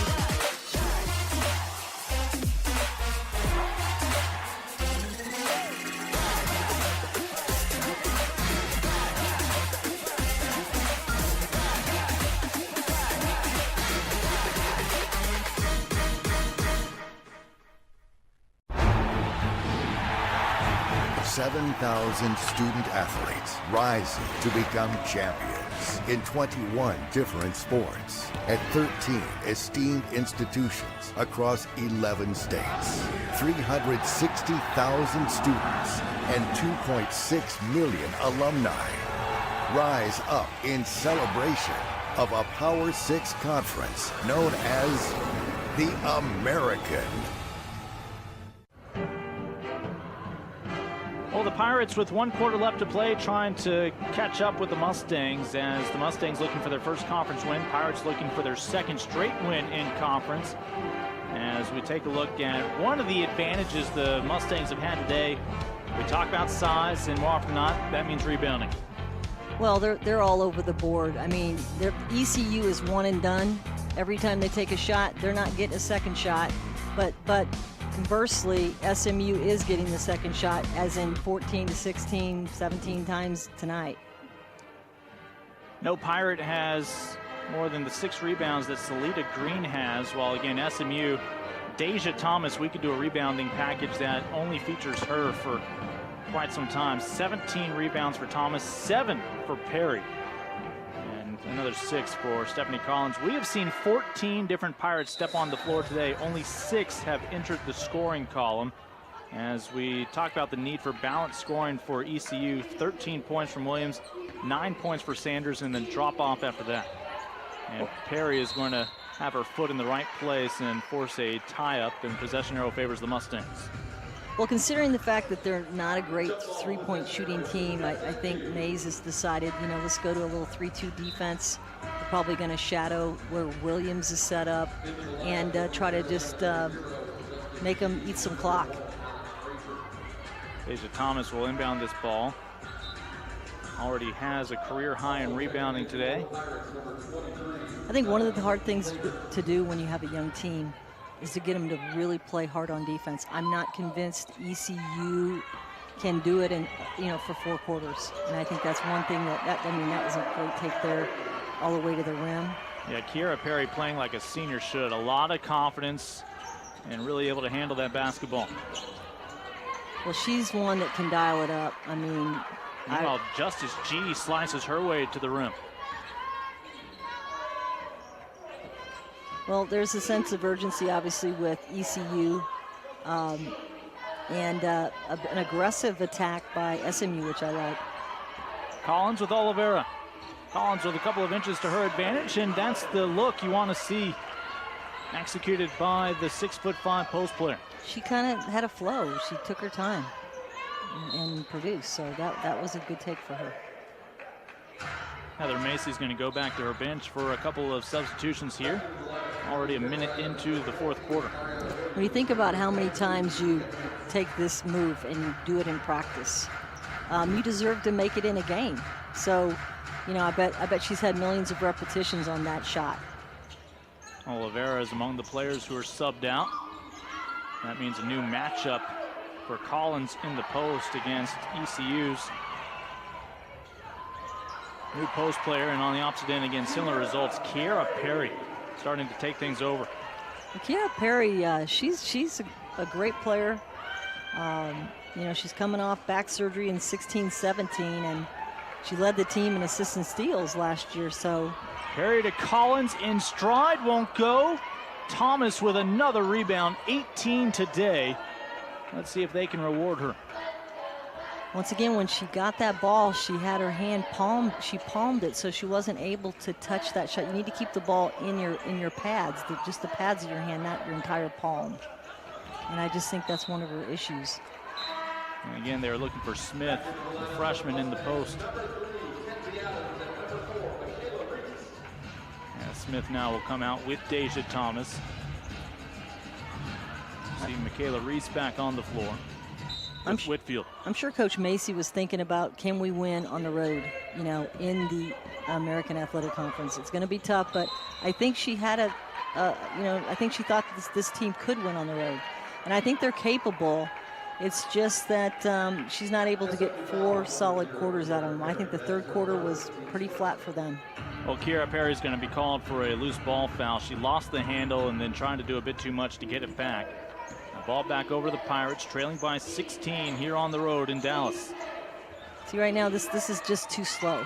They need to be firing it up. That's the first shot I've seen her take in a long time. Again, Williams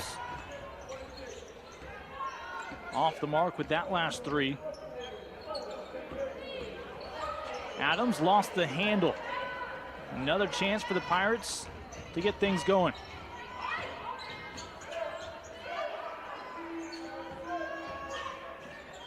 Kick out, open look from the corner, would have been good for 3 if it had gone. Instead, Mustangs running the other way, 3-on-1. Reese unable to finish, swatted away by Williams. That was pretty acrobatic there for her not to step on the inline. Nice play. Neither team can get one to go.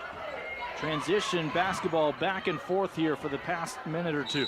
Yeah, Clater has had a couple opportunities to get a shot up, Dominique, and doesn't look like she wants to shoot that basketball. Yeah. So her hesitation is causing her to miss the mark. So a welcome timeout for both coaches here. A 16-point lead for the Mustangs. Each team looking for that final push with 7:12 to go. We are American. We are the spark that ignites. Dazzling, brilliant, intense. We are plugged in with the volume turned up all the way. Because on this court, on any given night, the energy of 5 becomes the power of 1. That's power. We are power. Power comes in all forms. Power is a big tackle, a big save, a clutch hit, and a game-winning shot. Power is also standing up for what is right. Power is respecting an opponent, officials, student athletes, coaches, and team representatives. Power is not tolerating racial or ethnic comments, profanities, or other improper actions while at the game. Be American. Power. Power. Power. Power for life.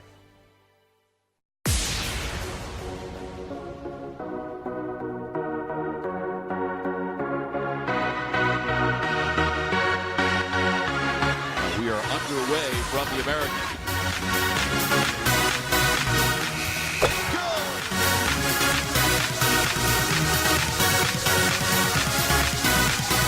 Don't miss the chance to see your team cut down the nets March 3rd to the 6th. Call the Mohegan Sun Arena or visit us online to purchase tickets today. Welcome back here on the American Digital Network. Women's basketball on display on this Saturday afternoon. The Mustangs looking for their first conference victory here in the young year. As again, a lot of lasting memories. Something SMU and a lot of these programs in the American do such a great job is connecting with their fans. They will stick around often after games, have clinics where the same young girls and young boys who watch these players compete during the game will then learn from them. And just being able to interact with these players in their uniforms is such a memorable experience for a lot of the youth. That's the great thing about the women's game, is that you can pretty much get down on the floor and talk and have a relationship with the players. Men's game is obviously big, and they have big crowds, and it's a little tougher in that situation. So if you have young kids that, you know, you want to have role models, this is a good opportunity to bring them to a gym like this and get down and be able to get grassrooted into a program. So it's positive.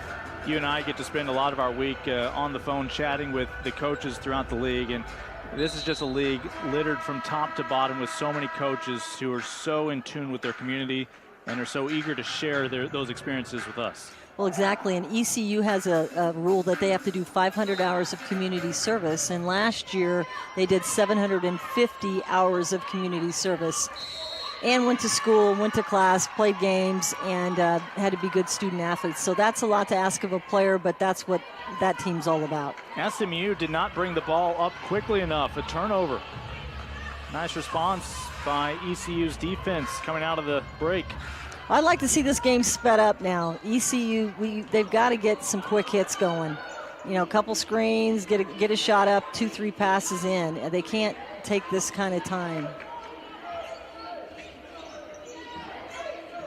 Pirates try to go inside, but 4 Mustangs collapse on the basketball in the area. And there's a lot of trees in that forest down low, and in the end, Mustangs prevail. One and done, like we've talked about. They aren't giving them 2, so that really helps you keep control of the game. Destiny Campbell matched up with Stephanie Collins away from the basketball, not giving Collins any entry into that post. Collins, had the move, couldn't finish, but it's another opportunity for second chance points. Ariana Whitfield taking advantage of the freshman.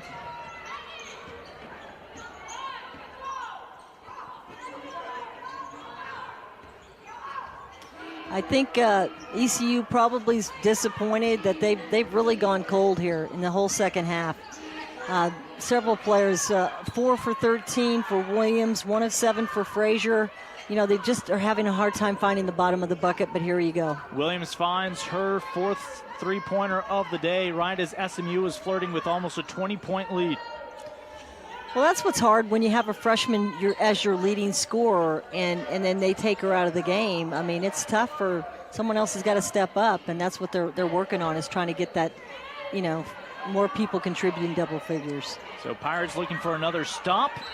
And instead it'll be free throws coming up for Kiera Perry, who really has shined here in the second half. That was a nice little head fake, you know, ball fake, and then one-step explosion to the rim. Boom, one step, and she just didn't finish it. She had that too, but I like seeing her. She's very quick and very athletic. Perry is averaging 11 points, 8 rebounds. Today she has 14 points, 9 boards.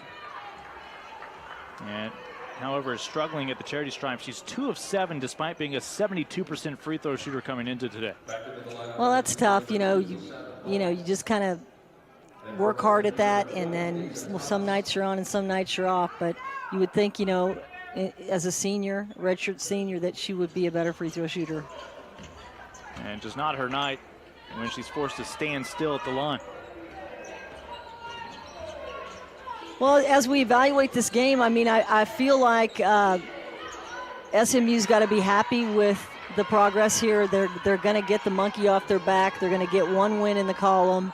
You know, it's going to be a relief for Coach, I'm sure, and a relief for the team. So we'll see how they respond. It's going to be tough. Both teams have a couple tough games coming up.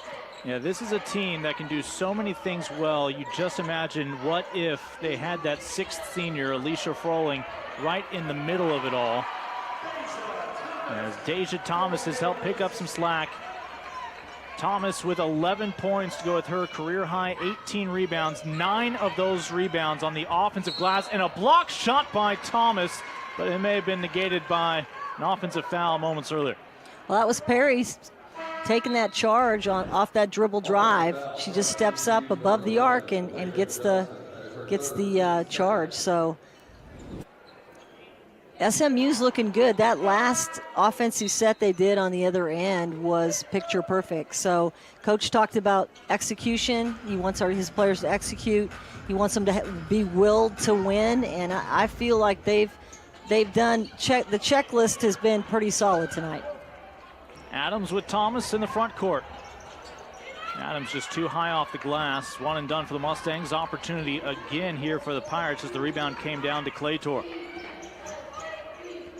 Yeah, Claytor averages 6 points, and she just hasn't really been on her game today. 0 for 5 from the field. She's out of Winston-Salem, where she was a two-time private school state champion. I don't think they're used to running a lot of sets, because every time she calls a set, it takes them a while to get in there. Williams with 4 triples off the mark that time, and that shot clock expires. It did not hit the rim. Yeah, that's tough to have the shot clock run out when you're down 15. I mean, that's your enemy. You got to get the shots up within 10 seconds. And it's called quick hits. You got to get a quick hit. The Pirates almost able to force a turnover. Will continue to apply pressure here. And again, we've already seen one time where the Mustangs could not bring it across the timeline. This time they do.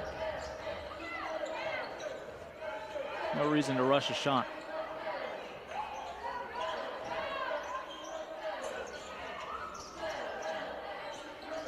Still 10 to shoot.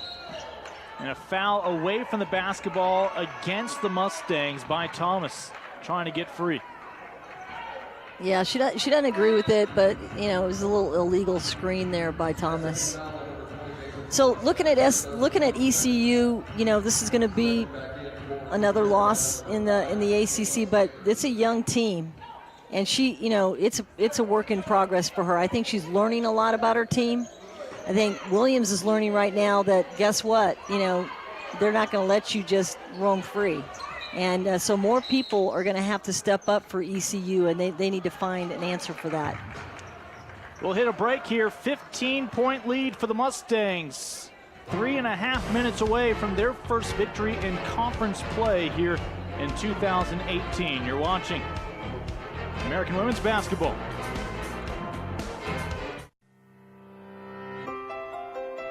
When learning creates leaders, ideas are ignited, focus gets sharper, and service connects generations. We commit our expertise to heal, to discover, and to drive our region forward to a brighter tomorrow. East Carolina University. Tomorrow starts here. At SMU, students and faculty work hand in hand to shape answers to real-world challenges. Yeah, so there's no such thing as a lesser person. How can we strengthen human rights around the world? It turns out computer malware is extremely... How do we prevent cyber terrorism? The limb comes off. How can the human body set new records of performance? What can presidents teach us about leadership? From the SMU campus in Dallas, we're shaping the answers that will shape the future of the world.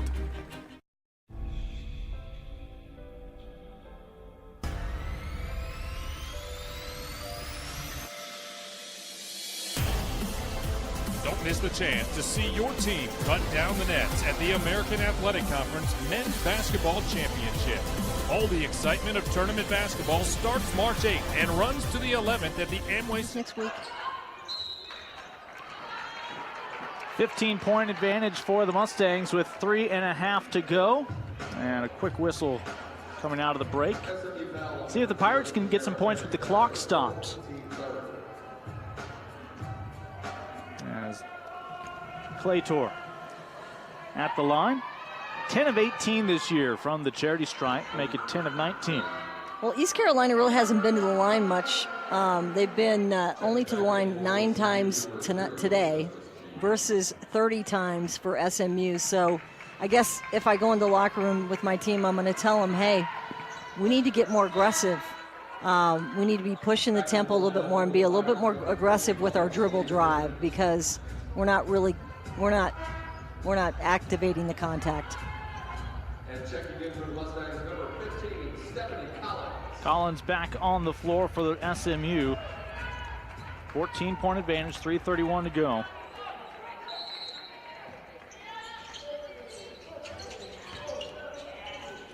Pirates have been aggressive most of this ball game in the front court. I like it when you bring the big 6'6" girl in there to relieve the pressure. That's a great setup. I should say in the backcourt, not making it easy to cross midcourt. Adams goes right at 3 Pirates, and she'll win another trip to the free throw line. And she's not happy that she didn't finish that, and that's what I like about her. I mean, she drove against probably 3 players on that drive, and it was a tough shot, but, she's at the line. She's a great free throw shooter. She's been to the line 7 times tonight, and she's 7 of 7, so. SMU just 1 of 8 from beyond the arc today. That just has not been part of their game plan. If they're going to get 3 points, it's more likely they're going to make a layup and a free throw. Adams will have another chance here. Sitting on 15 points. Perry has 14, their teammate Thomas with 11. So 3 of the 5 starters in double figures scoring. And you talk about the tight rotation today for Travis Mays. 8 players seeing minutes today. Yeah, and he hasn't really gone that deep to his bench right now, which is a little surprising, but, he wants to win. He wants to win, and, he wants to finish this off. And these are the kids that have been working really hard, so they deserve to be out there. We've had a chance to see this senior class for SMU grow over the years, ever since they were bright-eyed rookies. High expectations coming into this year, but we mentioned still trying to fill that void left by Froling, who's at the end of the bench in the red top at the top of your screen. Yeah, they said she's coaching them up, from the bench, and I'm sure that Coach Mays said, hey, you can be a coach from the bench and learn a lot and have a great senior year next year. So with 8 to shoot, the Pirates limit the Mustangs, and just as I say that, Adams will tie up the ball, and it's going to be back over the other way. I know when I had a talk with Froling last year before she got injured, she definitely wants to play in the WNBA. And so I would think, her return for her senior season would make a big difference. Ever since she arrived in Dallas, SMU's been one of the top shot-blocking teams in the league, in part because she's been able to pick on smaller guards along the perimeter. Yes, it doesn't really matter who it is. She's gonna fight you tooth and nail for everything. She is fierce. Again, a knee injury right before the start of the season, as her eligible to redshirt and come back next year. The only thing that would preclude that is, again, just being away from home. The Australian has some support with Collins this year, as we'll keep it right here in Dallas. SMU with an 11-point lead has led since midway in the second quarter, after Heather Macy's team came out, was able to execute in that first period of play, but SMU slowly working their way to line. Second and third chance opportunities on offense helped make up for a slow start shooting for the Mustangs.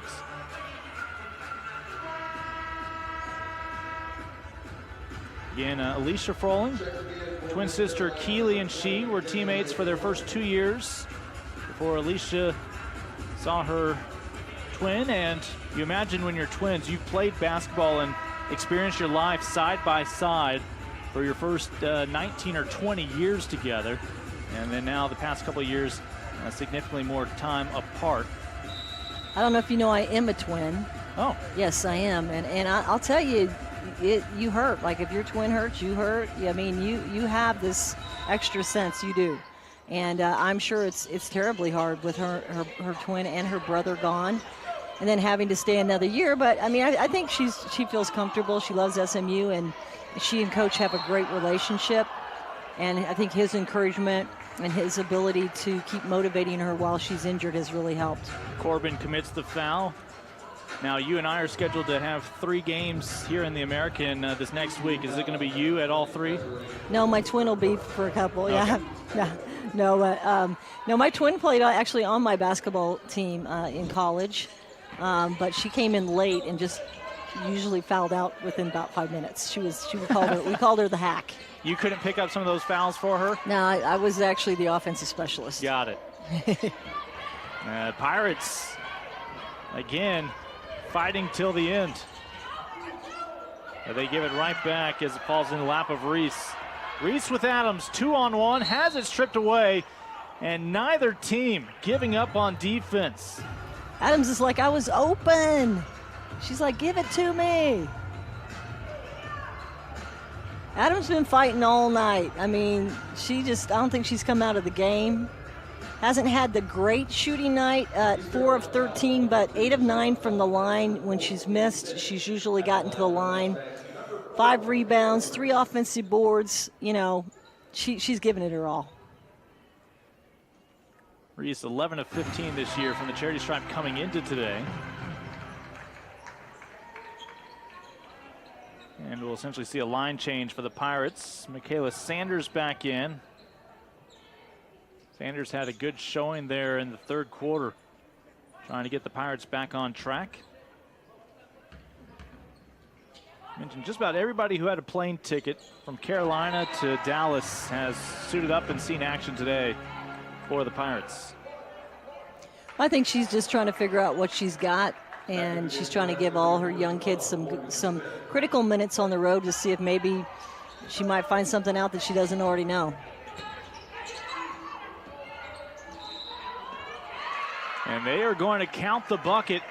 A free throw to come as well for Ariana Williams. That doesn't look like a freshman move to me. She's like, I only got 18 or 16 points. I need another one. So 18 points from the freshman. That's a good evening, and might be 20 here. So they did shut her down, but she still got her 20, right? I mean, she really wasn't around for the third or most of the fourth quarter, but here she is with 20 points. And 3 for 3 at the line. 19. Yeah, that free throw will give her her 19th, including 4 3-pointers. She has the only 4 3-pointers today for ECU. SMU as a team just has 1. It's not a shot that has defined this ball game.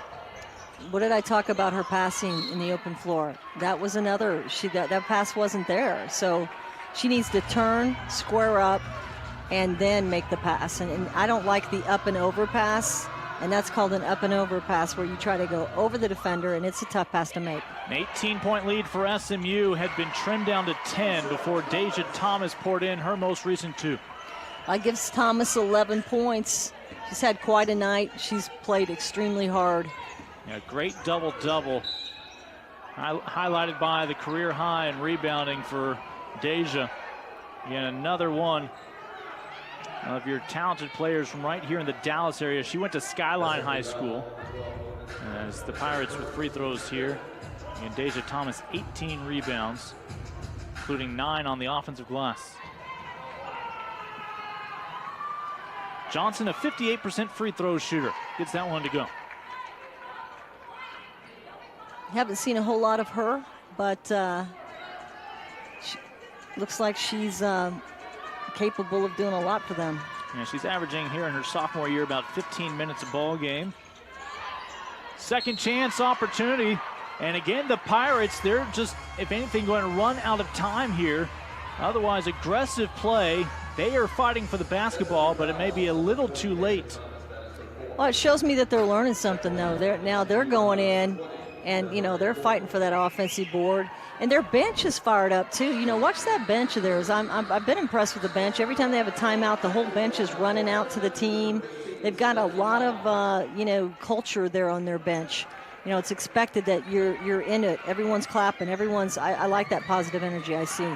When you're on the road, you need everyone behind you. Well, Corbin had not shot free throws all year during a game. Misses them both, and the Pirates, we may have a injured Pirate here going down, favoring the ankle, Salita Green late in this one. Yeah, that's not good. You had you have a couple knee issues on the floor there, and then you have the ankle. So late in the game, you're both tired. Yeah, it's unfortunate. Your Pirates had just got done missing a couple of free throws, a putback. This is going to be SMU basketball. But Green, you're going to see, is going to get rolled up on right there by Thomas. Yep, she fell right on it. That's good replay by our excellent crew. Now don't show it again. That is a cringe. Yeah, that's tough.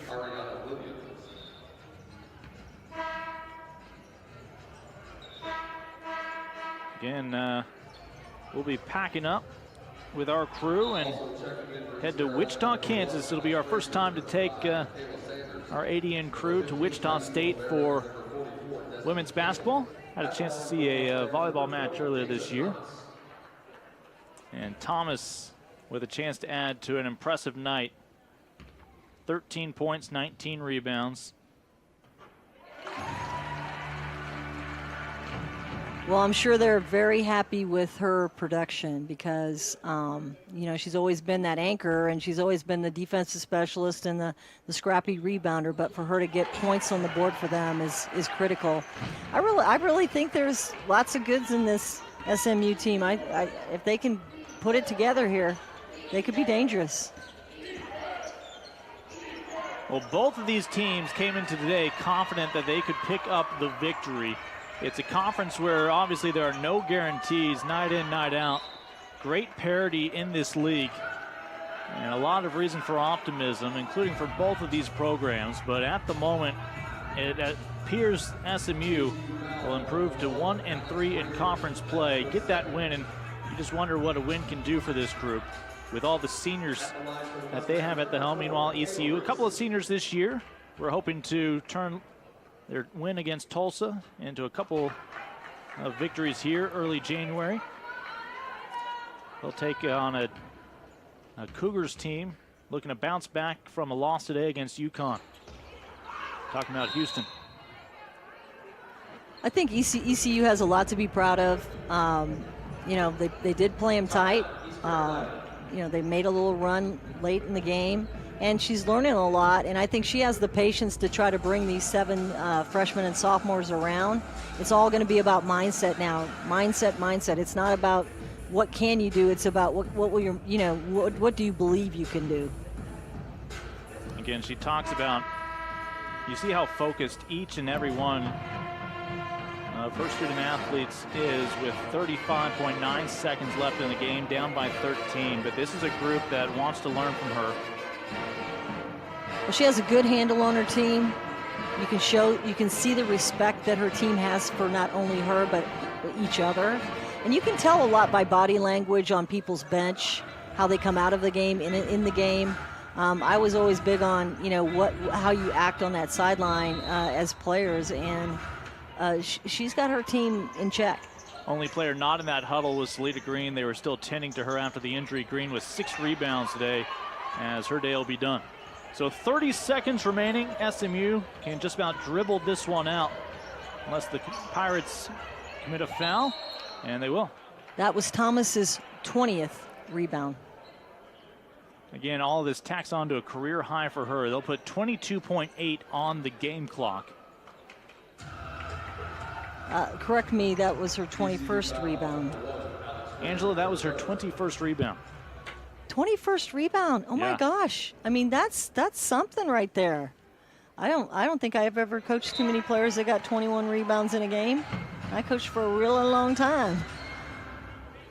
I hope she's player of the game, and if she's not, she should be co-player of the game. Yeah, I have a feeling we'll be hearing from Deja as Megan will have a chance to chat with her and Victoria's head coach Travis Mays. Well, we see for the first time today Savannah Ellis out of Tulsa, Oklahoma. She went to Booker T. Washington. Her sister Mackenzie Ellis is also on the team after transferring from Colorado. Talk about Booker T. Washington. That is where Wayman Tisdale went to high school. Of course, the late, great Wayman Tisdale. We've since lost him, but Travis Mays, his former teammate in Sacramento when Travis was a rookie with the Kings, said that Wayman was basically his big brother on that team. He had high praise for him, not only as a player, but as a person. Like, you know, hey, this guy's gold. You know, he has a lot of good things to say about him. And some late points here added on by Michaela Reese. It's about SMU's, that's what they're capable of doing, scoring 65 points. That's pretty much their average. As Ellis will poke this one out of play. Again, Savannah, her sister is Mackenzie. Just having to sit out for transfer reasons. Savannah with her 8th appearance on the year. The coach is high on the Ellis. He's excited to build a program and have them part of it. Maybe the final shot of the game, and it will drop through. So your final score will be 65-51. Pirates will just run out of time here late, and Deja Thomas can enjoy a career day on the windows. When we come back, Megan will have a chance to catch up with Travis Mays and Deja Thomas after a victory here in the American for the Mustangs. 7,000 student athletes rising to become champions in 21 different sports at 13 esteemed institutions across 11 states. 360,000 students and 2.6 million alumni rise up in celebration of a Power 6 conference known as the American.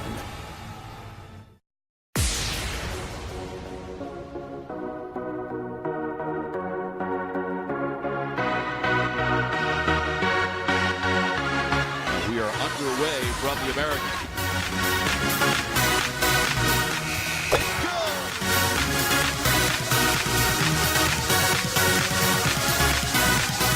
Don't miss the chance to see your team cut down the nets March 3rd to the 6th. Call the Mohegan Sun Arena or visit us online to purchase tickets today. Power comes in all forms. Power is a big tackle, A big save. a clutch hit. And a game-winning shot. Power is also standing up for what is right. Power is respecting an opponent, officials, student athletes, coaches, and team representatives. Power is not tolerating racial or ethnic comments, profanities, or other improper actions While at the game. The American. Power. Power. Power. Power for life. Mustangs with the victory at home, now improved to 1-3 in conference play, 7-10 overall. Let's check in with Megan Trammell. She's joined by Victoria's head coach Travis Mays. Megan? Coach, rebounding was one of the keys for the game tonight, and Deja Thomas gets 21, one under the school record. How do you evaluate her performance? Well, I think Deja, her intensity and how hard she played tonight was absolutely what we needed. She was our only post presence. And to get close to breaking 1 point shy of breaking the rebounding record, it was an incredible night for her, and I'm extremely happy for her. You guys have been looking for your identity and getting a big win tonight. Do you feel like you found a little bit of that? I did. The toughness that we played with, we knew that ECU was going to come here and play a very, very physical game. I thought we matched that. Once again, as I said at halftime, I wish we played the game a little bit more efficiently. But, you know, we get this win. Hopefully we can build on it. Thanks for your time, Coach. Congratulations. You're welcome. Thank you very much.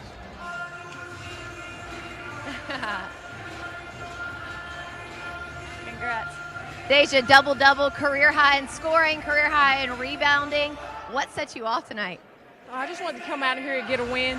We've been losing constantly, and just come out playing together as a team, that's what really helped me get those rebounds and points. And you guys have been struggling to find that identity that you've been looking for. What does this win do for your confidence? Oh, we raised it all the way up. We really needed this win. So now we're heading on the road to get another one. Congratulations and celebrate. That was awesome. Thank you. All right, thank you very much, Megan. Good to hear from Coach Mays as well as Deja. For Deja, her first double-double on the year. Hard to believe, just her third of her career. 15 points. They did update the rebound total. 22 rebounds for Deja Thomas, a big part of the victory today for SMU. And there you see it. They just got done playing 40 minutes of conference play and now making connections back with the community. So East Carolina, ECU comes on the road today, comes up short against SMU, will fall to 1-4 in conference play. Won't take long for us to see the Mustangs again. We will see them on our next matchup here on ADN, as Tuesday it'll be a 7 o'clock Central tip at Wichita State. Keitha Adams' squad will be ready for Travis Mays, his Mustangs, coming off the heels of this victory today against the Pirates. For Angela Beck, Megan Tramel, I'm Lincoln Rose. Big thanks to our ADN crew. Hope you enjoy the rest of your weekend.